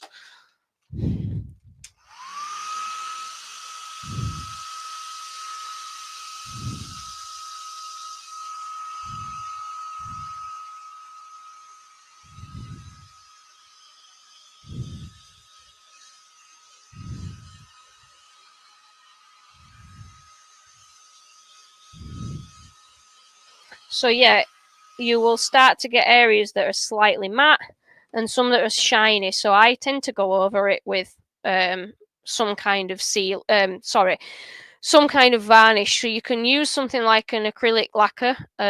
You can use the Jo Sonja range of stuff, of course. You can use the gloss varnish or the satin or the matte, and that will make it all one. It'll either make it all matte or all matte satin or all gloss instead of it being a bit higgledy-piggledy. If you're applying lacquer, you need to let it dry, and because of the way this system works, that middle layer of the decor Crackle takes quite a long time, as in like 3 days to dry out. So don't put anything on top of it until it's fully dried out. With regards to the lacquers, if you got to the stage that you were happy with the amount of Crackle and you want it to stop, then you can put the some of the clear glaze medium, I think it is, over the top, and that will kind of halt the crackling process. Personally, I just let it go and do its thing. What you've got to be careful of is if you do leave it for a long time, it can start to lift. So that middle layer of paint, that black paint, can start to peel away a little bit. So you want to put something on it before that can kind of happen. But that's normally if you've done really thick layers, or at least a thick layer of paint. But that looks proper cool with the neons. And you get a really clean, whatever the background colour is, it's not dirtied or muddied by that top layer of paint. It is still as vibrant as it was when you apply it. So I'm hoping that is going to help a little bit with your Crackle sort of problems a bit, Martin, if you're still watching. But the age of the stuff should not be a problem. The fact that you got the Crackle finish that you got from the photo you shared means that there's nothing wrong with the mediums at all. It is just literally practicing it and just fine tweaking your application method. So, oh, no worries. See you later, Steve. Nice to see you. So I'll put that to one side. This is getting to the point that that's nearly dry. I think I'll finish this off with the hairdryer now. So that is our Crackle lathe. Same with turning it off, guys, by the way. Don't put this back on the lathe till it's dried and turn the middle a bit. Oh, mine's still watching. Cool. Frederick. I can't see the full comment. Oh, there we go. You only get small Crackles. Why is that? It's because you put very, very thin coats on. If you want bigger Crackles, you need more decor and more paint in the sandwich layer. The bigger the thicker the paint, the thicker the decor Crackle, the bigger the cracks that you'll get. So you're putting very, very thin coats on. That's normally the thing. So there you go, guys. So that's that one. We're not done yet. This is a paint playing sesh as opposed to a turning sesh. Like I say, I haven't actually got any of that stuff left, unfortunately. I'm trying to source some more. Let's dry this off.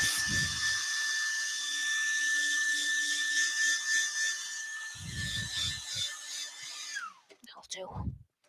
So let's go back to my original board because we've still got some paint on there. Should have set up a wet palette really for them. Anyway. So I know that Steve's gone now, but Steve was asking about what these would look like on black. I don't think that they will look particularly good, but I have been wrong before. So I've got some white gesso on the top. That straight away, that is the background you got to go with, guys, for the white. That is just, that keyed surface is just meaning that the paint is properly adhering to the gesso. And it's not kind of stretching the paint out. That's really good. So white gesso for the background for sure. Let's have a look at it on the black. So it is slightly see-through. I reckon what you might get a good result with is maybe if you put a heavy amount of paint on. So if you were more to drip it on there, you'll get quite a vibrant effect. So let's put some of the orange onto the white. There's not enough orange on there.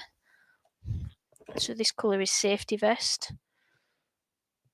So these are just trial colours, guys. I don't have many in the shop. I think I only have like 5 of each bottle. So if anybody is in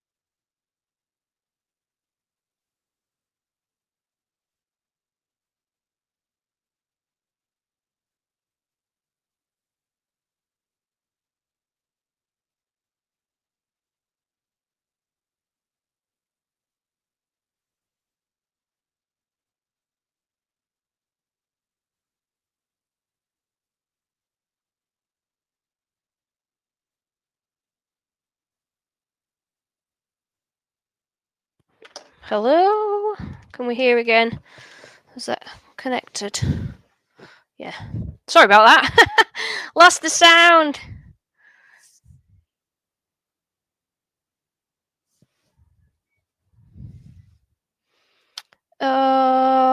Yes, I did miss your question, Jen.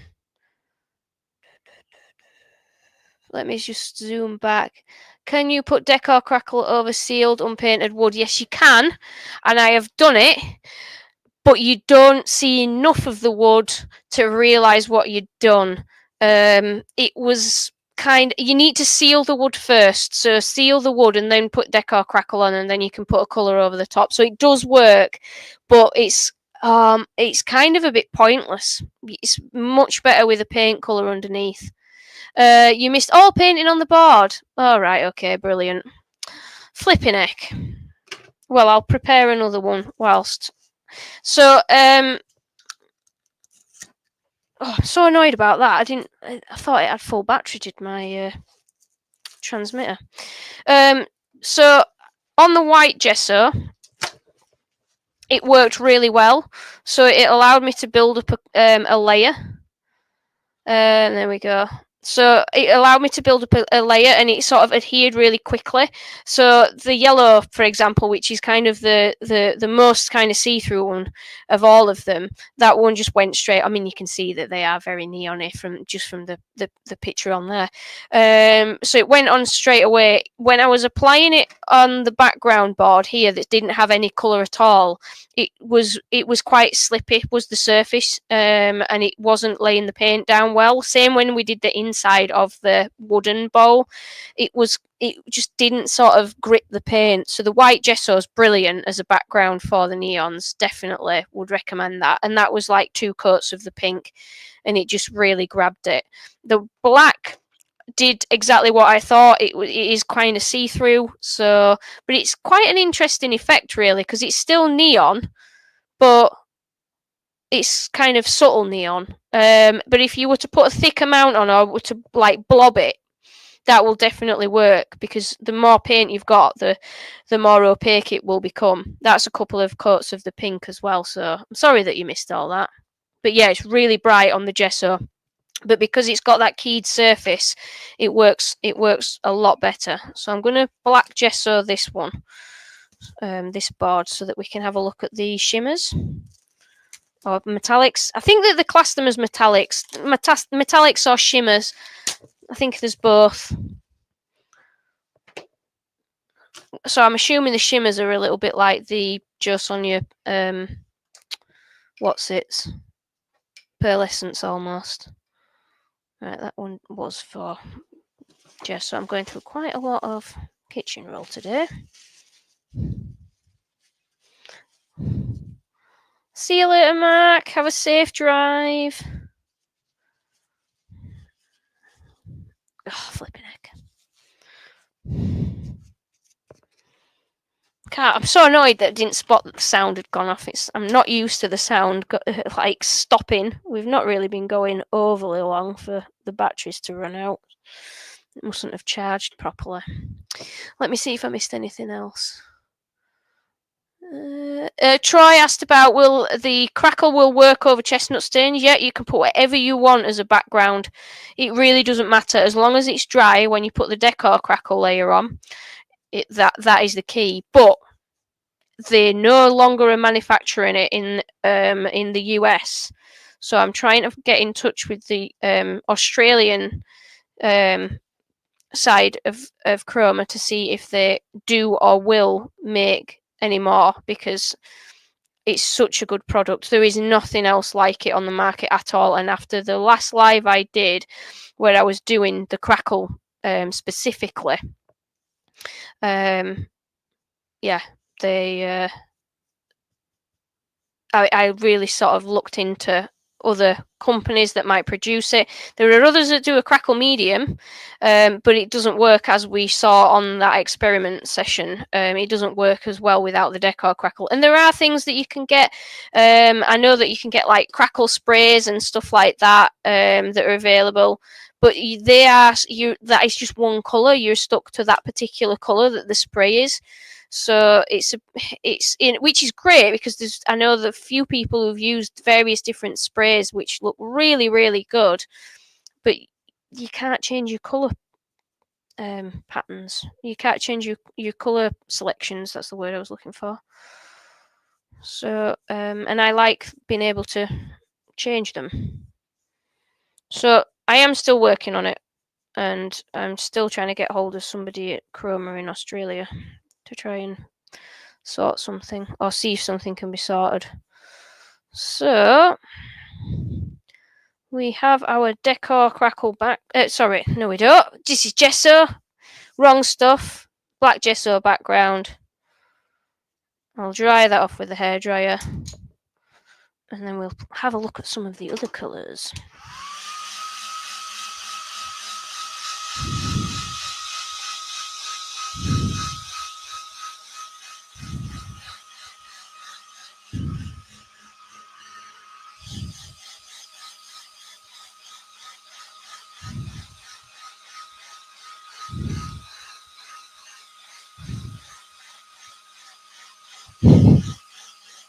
Martin's having a cuppa with Yorkshire tea. Good man. Go on, make one. I think it is time for a brew, actually. Pardon? I love a brew. Yes, please. Thank you. Right. So, let's have a look. So, let me see if I've missed anything on Facebook, because I'm missing Facebook stuff. Amanda. Will the final layer sort out the lizard skin effect of a crackle glaze? Not quite sure what you mean by that, Amanda, because the crackle glaze is a kind of lizard skin effect. But when you do put something over the top, it kind of brings it all together, if that makes sense. I'm not sure I'm answering that question very well.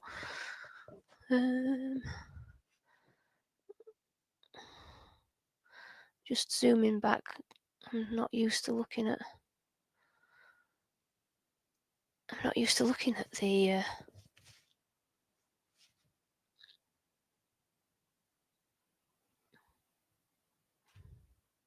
Oh, Mark's here. Yeah, I'm not used to looking at StreamYard. Sorry about that, guys. I keep missing things. Oh, you can't get chestnut stains. Oh no. It will work over chestnut stains, but it will work over anything. Will that crackle glaze? Let's have another. There. That's dry. Right. So we've got metallics and we've got shimmers. So there's 4 metallics. Technically 5. It does class this one as a metallic, but I'd say it's more of a shimmer. So we've got brass tacks, which is brass coloured, funnily enough. We've got Ancient Shield. I absolutely love this colour. As I say, I haven't used any of them properly.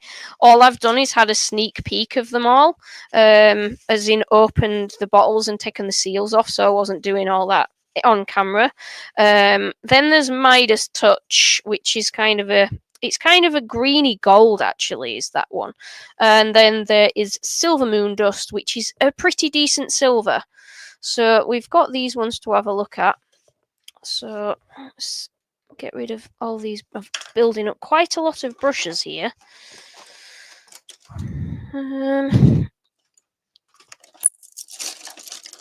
I absolutely love these major brushes. They are so good, but I certainly go through them.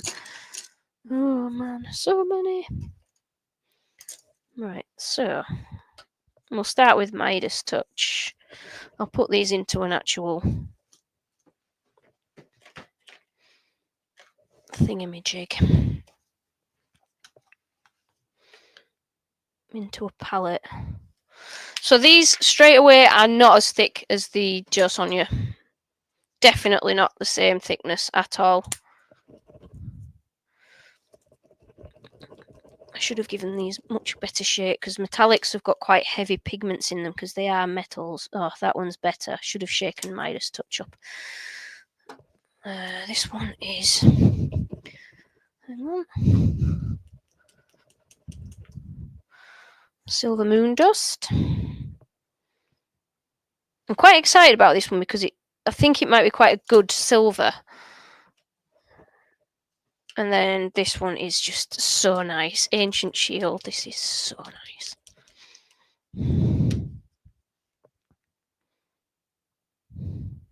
It's very similar to one of my favourite colours that I use for painting my Warhammer figures. Right, so let's go overhead. So this one is Brass Tacks. It's kind of more of a coppery colour, actually. So we're going straight onto the black gesso.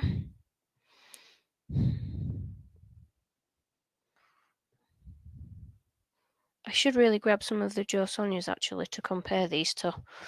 But I'll put these out first, and then I'm going to go grab some of the JS. This one's Midas Touch. I should have shaken the bottle up a little bit more. It's kind of a greeny gold. Not sure about that one. Let me give that a proper shake, actually. And I'll put it in a different pot. I need an auto shaker. I do. Let's put. Oh yeah, that's better consistency. Shake them, shake them, shake them. So important. Yeah, that's gone on way better. So Midas touch.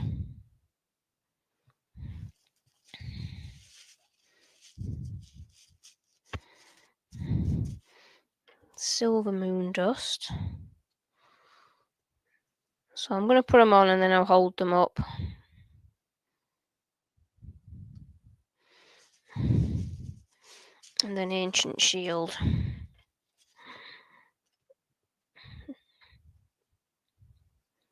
Yeah, it's so similar as this to a colour that I love for my Warhammer stuff.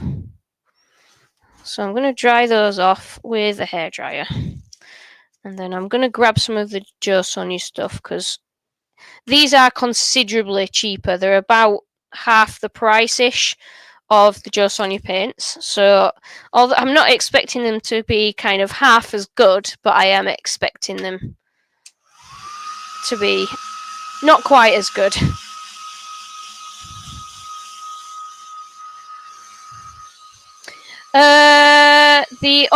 The iridescence, Martin, with the Crackle glaze.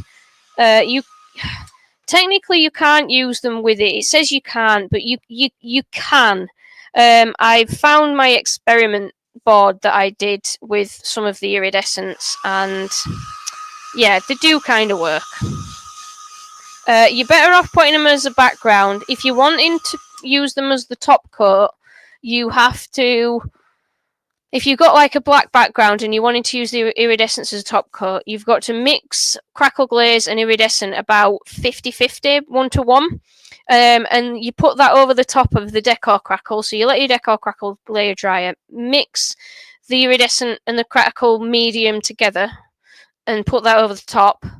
And then as that's sort of drying, once you dry that top coat, you then put Crackle medium on top of that again, and it will pull it apart to an extent. But you lose a little bit of the iridescent look. I'll see if I can find them. I'll put my be right back thing on and I'll go and see if I can find them.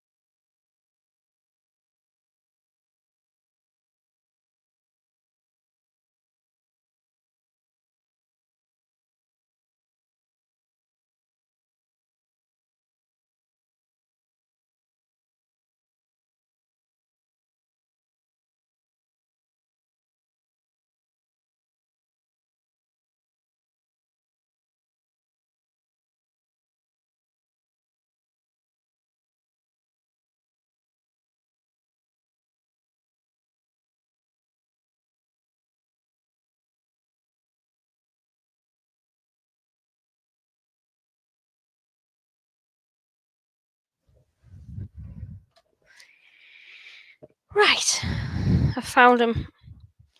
And I also grabbed the some metallics from the Joe Sonia range.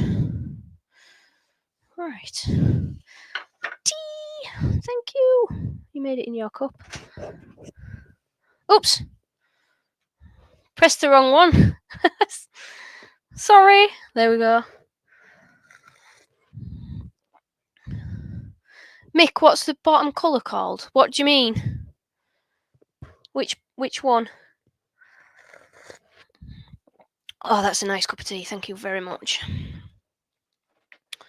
Oh, I just love that colour.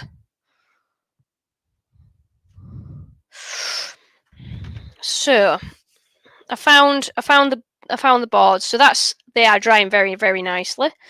So I am going to put some of the Joe Sonia ones on as well, just so that you can see. I haven't got platinum with me. I've got burnished copper. So chuck a bit of burnished copper on. Shake them. On the board that I just did is black gesso.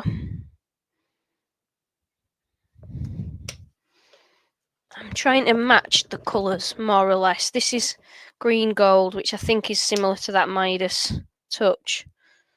Again, I haven't got. What's got? Flipping heck! It's got the thing stuck inside the travel lid. Dope.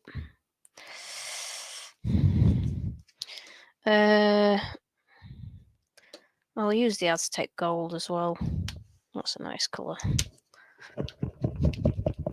Not the gesso, the last colour. Oh, sorry, it's called Ancient Shield. So it's like brass tacks is supposed to be brass coloured, but I think it's more copper coloured.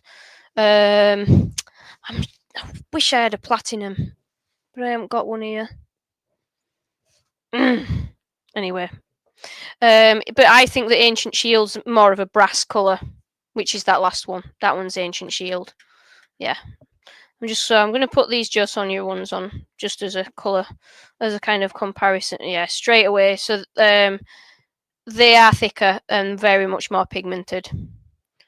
So I kind of think that if you are wanting to have a bash at playing with metallics, then the Chroma ones are like a good starting point. That's kind of the same colour. So this is burnished copper, interestingly, in the Joe Sonia, which is exactly the same as brass tacks, but the coverage is just so much better. It just, yeah, so much better. So this one is green gold. I think that is similar to the Midas Touch. And you can just straight away see as it's going on. These are like one coat jobbies of these. Wow. I haven't got platinum. There is no colour in the Joe Sonia range that is anything like this one, Ancient Shield. This one is Aztec Gold, which is like a really warm coppery gold. I do love Aztec Gold. This is the Joe Sonia range. And then you've got rose gold, you've got platinum, you've got steel blue. That's a stunning colour, is the steel blue. The platinum is very vibrant, but yeah, there is nothing like Ancient Shield at all in the Joe Sonia range. They are definitely thicker. If you look at the two under the camera, the Chroma ones have an amount of movement to them. You can see that they're starting to pool a little bit. The Joe Sonia ones are just loads thicker. So there's much more pigment in those. But depends what you're using them for, really. So I'm interested to see what these ones are like with the centrifuge. But before I do that, I just want to have a look at some of these other colours. So they've got some really, really funky names. This one's Tahitian Pearl. So I'm just going to put a blob on this. These are more the shimmers. Oh man, that's a really nice colour. Tahitian Pearl, and there's quite a lot of blues. This one's Shimmering Pearl, which is a really pale blue. Now, the one thing with the Joe Sonia Pearl Essence is that they have a certain base of mica in there, and it tends to be more of a gold. This one's Interstellar, which is very similar to green gold. The deep blue Joe Sonia. Under the Sea. Such cool names. And then my favourite one, my favourite name is Frosted Fairy, which is a purple. And I think that's just a stunning colour. And then there's Strawberry Daiquiri. So I'm just going to swatch these for you. So I'm not expecting them to be as thick as the Joe Sonias because they're a very similar thickness to the...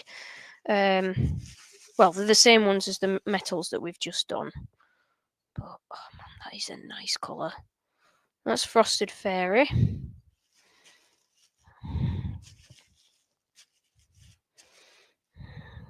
Strawberry Daiquiri.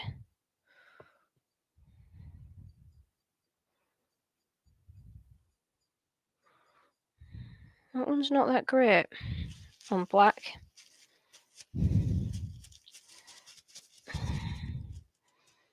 Just trying to wipe all this lot off. under the sea. It's kind of a greeny blue. Those are very, very, very close. I'm not sure why they've bothered having those two colours. They are almost identical. That one's slightly brighter blue. Shimmering Pearl. This one, I do really like this one because instead of it having a gold mica flicker in it, it's silver, which is brilliant. Because the light blue of the Jo Sonja Pearlescent, that's nice. Tahitian Pearl's nice. Has got a gold flick to it. So if you put it onto black, it more or less looks like a greeny gold once it's spread out. So let's dry them off as well. And then I'll do a centrifuge platter with, I don't know. I'll let you guys decide. Or I can do a couple. Oh yeah, the olive gold.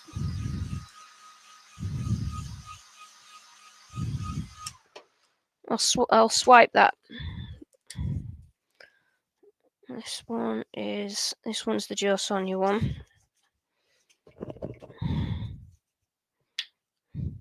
I'll just pop a bit there. That's olive gold. Oh, olive green. It's olive green is this one.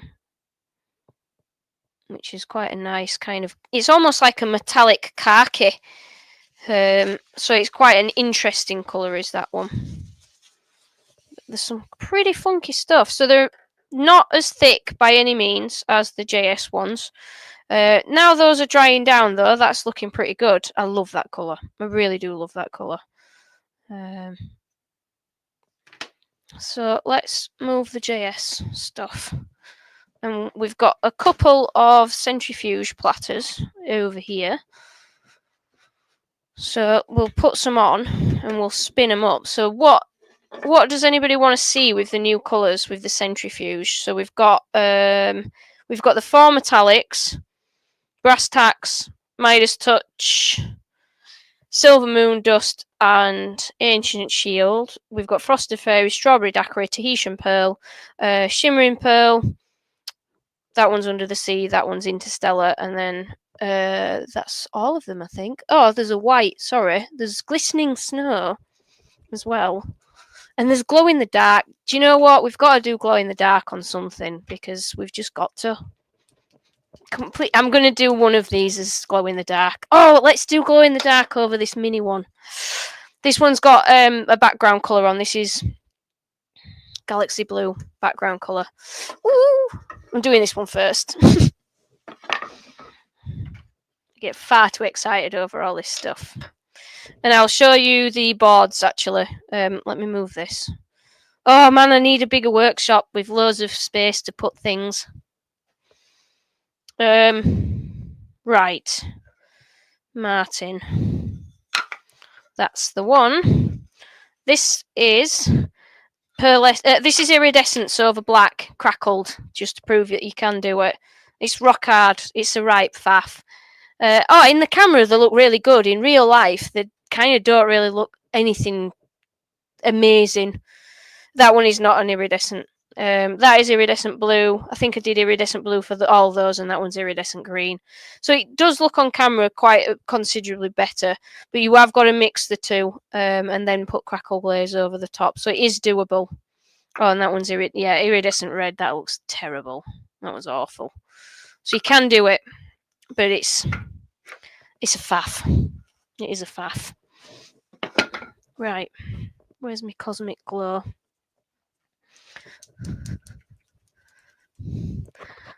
Oh, right, okay, Nigel. Yeah, Ancient Shield. No, it doesn't. It doesn't look like the olive green. It is a much more...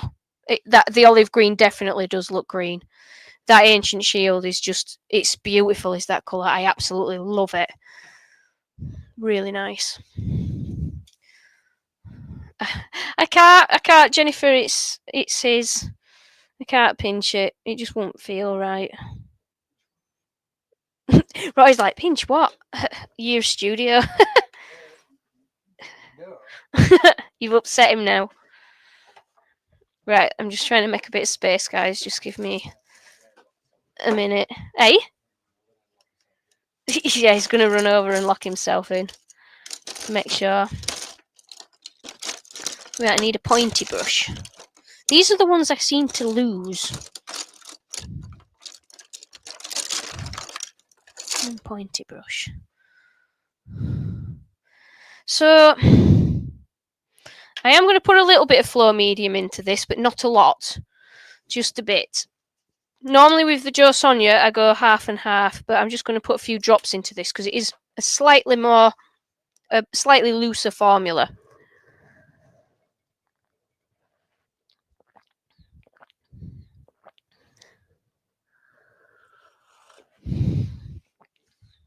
Yes, Troy, we're going to do purple. We're going to do Frosted Fairy and Tahitian Pearl on the next one. Right. So you're looking, whenever you're doing centrifuge painting, you're looking for a consistency that doesn't quite drip, but almost does. So we haven't used this one at all. This is glow in the dark paint. So I'm assuming, well, I don't really know. This might look terrible when I'm done. Oh, it's a bit thick, is this? Should have put more in. This may not spread out too well. We'll see. I don't know how thick this paint has to be in order for it to spread. In order for it to glow. So it really does glow a lot better than I expected it to. Does the glow in the dark paint. Because again, I've worked with glow in the dark pigments with resin, and the results are a bit varied. They're a bit. You got to put a lot of pigment in to get it to actually do its thing. Yeah, you got to charge them. Sunlight's best, of course. Right. Anyway, let's see how this turns out. Let's chuck this onto the lathe and spin it up. Where's my box lid?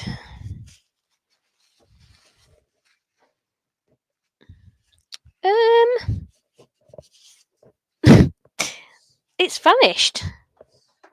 Where is it? Nope. Okay, that's very strange. Oh, it's there. Hiding. Right, I need a set of gigs.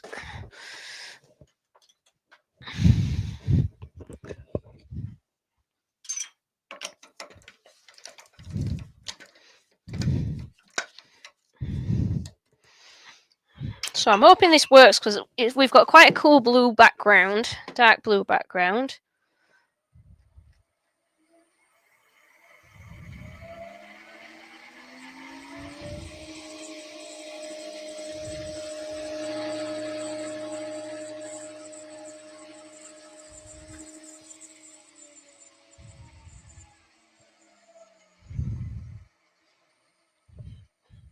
It's because it's going really fast. Okay, that was too much paint for that little platter. But I'm really interested to see if this works or not. Where's my hairdryer? So I'm going to dry it off.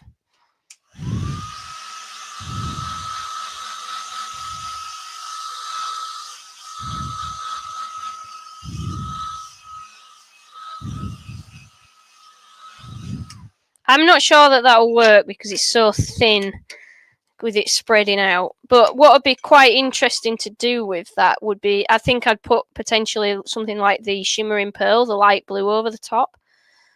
But we'll let that charge up. So I'll pop that outside and let that charge up, and then we'll see if it glows in the dark. I'll have to try and take a picture of this later to show you. So I'm just gonna gotta get under covers. That's what you do, isn't it? With glow in the dark stuff. When you're a kid, you just wait for nighttime. Right, let's do some proper centrifuge stuff now. So that was just a plate. So on one of them, I'm going to do the metallic stuff, and on the other one, I'm going to do that mixture, Frosted Fairy and Tahitian Pearl. I'm liking that because I really like these two colours. Right.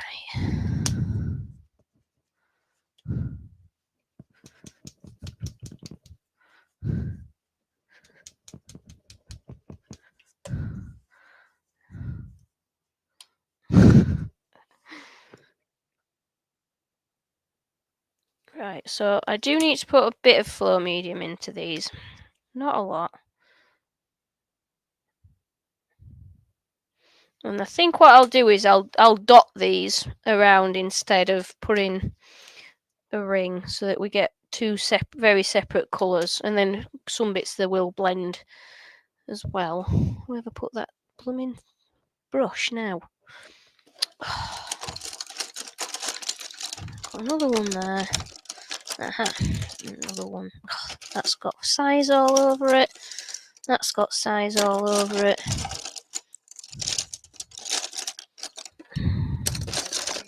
I'm a brush killer. No,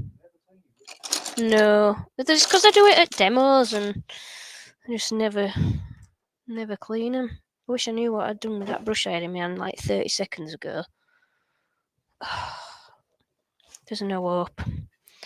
Right, let's start with Frosted Fairy and give that one a mix. Oh, I do like that colour. That is a very, very nice metallic-y purple. Needs more flow. A little bit. I'm guessing with the flow medium with these guys because I haven't really used them. Just maybe go 50-50 actually. Yeah. They are quite thick paints still. They're not quite as thick as the JS paints, but they're not far off. So I've really loaded up the paintbrush so that I can put dots around the edge, and those will fling out. Hopefully. Do a couple of lines as well.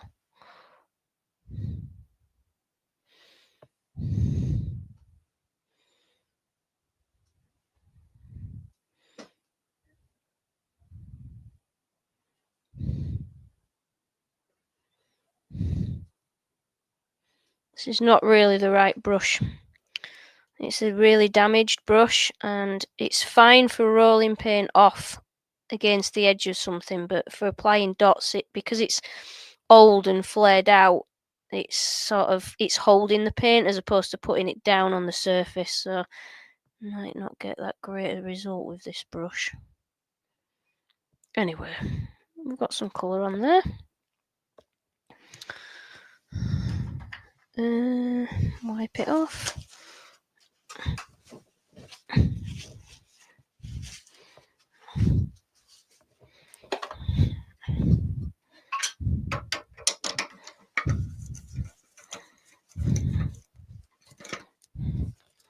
Oh, I haven't put blooming other colour on. What am I doing?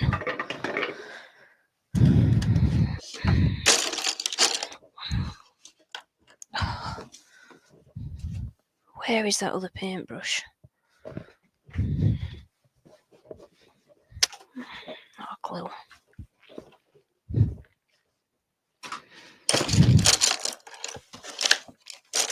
Just use a flat one.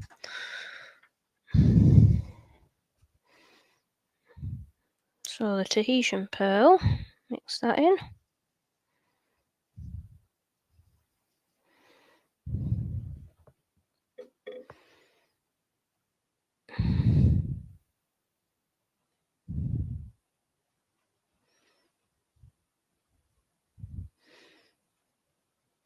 So even though this is flat, it's actually doing a better job at laying the paint down. It's just letting it run off the brush.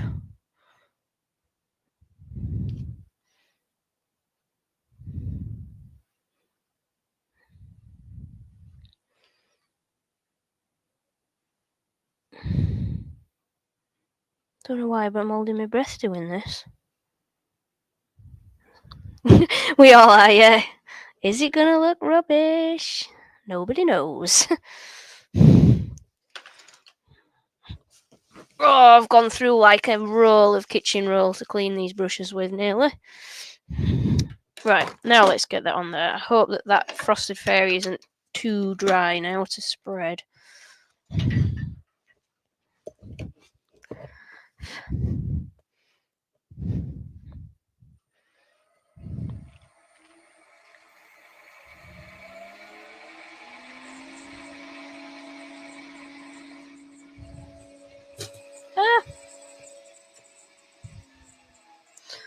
Robert. I am demoing. Ooh. I am demoing at the AEW. I'm doing my carved banded bowl. I am doing my signature hanging ornament. And what else am I doing? Oh, turn and carve cupcake box. Those are the 3 demos that I'm doing. Let's have a look.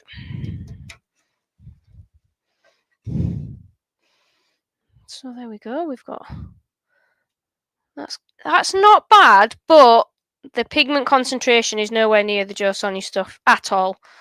I really do like these colours, but I can see why the JS stuff costs what it costs. It is by far way more superior. Even the iridescents are more vibrant than these guys for this for pretty much anything really. But what these might be good for is more painting onto your black background. That's spread quite thin, and you can still see that you've got a result there. But yeah, the Joe Sonia stuff is much more vibrant, much higher concentration of pigments. So what should we do on this one? It's quite subtle, is that? I quite like it though. I'm just gonna have to drink this tea. I'm sorry.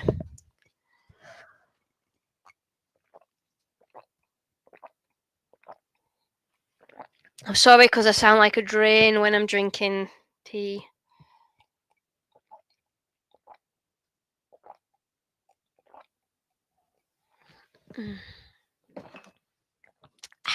Very nice. But yeah, that looks it does look cool. It's really quite subtle. They're very different are the pigments as well. They've not got that sort of. They're more of the colour that the bottle suggests that they are, which sometimes with the JS stuff they're not. It's interesting, is this? Very interesting.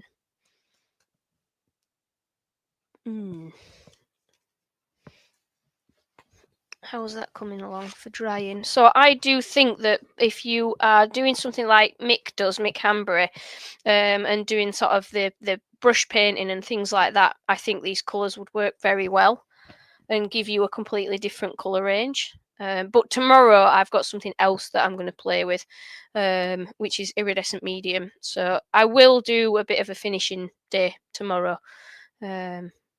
I don't know quite what time it'll start or what time it'll finish, but I'm quite looking forward to it. It is quite a metallic purple, that actually. Now it's drying. It is more of a metallic than a shimmer. Interesting. Good shout in colour choice though, Troy. I like those two together. I do like them. But it's hard to explain. They're very different from the iridescence and the pearlescence. It has got a metallic look to it of the powders. Right, so what time are we on? It's nearly 5 o'clock. We've been going 2.5 hours. Right, do you know what? Actually, I think we'll call it a day for today. And I'm gonna have a prep. I'm gonna see if that glow in the dark one's worked. I'm gonna keep this one maybe for tomorrow. And do something else with this.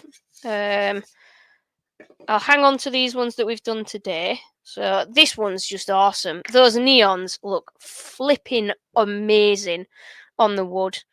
I need to work out whether it'll look better with the gesso on the wood as well. But on the just straight on the sealed wood, they look pretty sweet.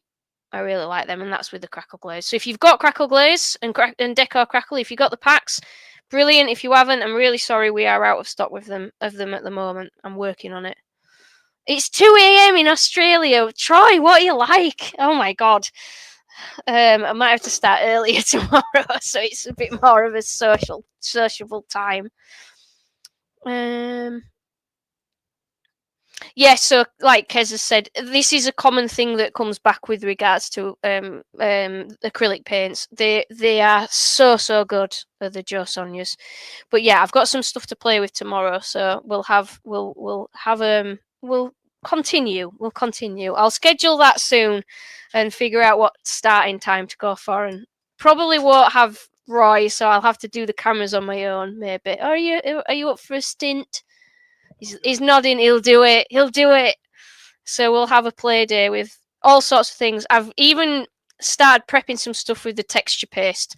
So there's a couple of Blue Peter moments. So let's just play with loads of the Joe Sonia stuff. So we better go and get some more bits and pieces. So cool. Oh, Robert. So yeah, I'm still not really as messy as normal, hands wise.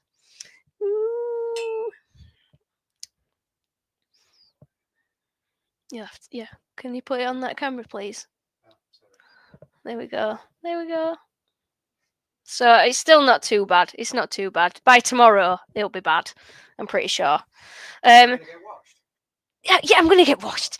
So if you have got any ideas, guys, you're probably better off dropping it in a comment. I'll schedule the live soon. Drop it in a comment on the Facebook page, which is the Tiny Turner, or Paints and Pigments. Either of those will I'll have it on both pages. So you drop any ideas or anything that you want to see on there. I'm also going to play with some micas and things because I've got a few ideas that I want to play with, but it's been really cool. I really enjoyed today. We haven't done anything like this for ages, and tomorrow's going to be quite a long session, guys. So I will have to take breaks to eat and things, I would have thought, because we're going to go through all sorts of different stuff. But yeah, it's been good fun. Oh, I'm sorry I slowed you down, Pete, with your work. So yeah, hopefully see you guys tomorrow. And there we go. There he is.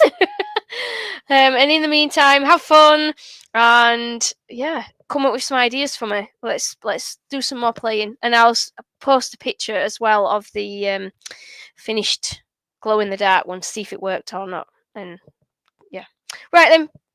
Bye for now, everybody. See you tomorrow. Bye.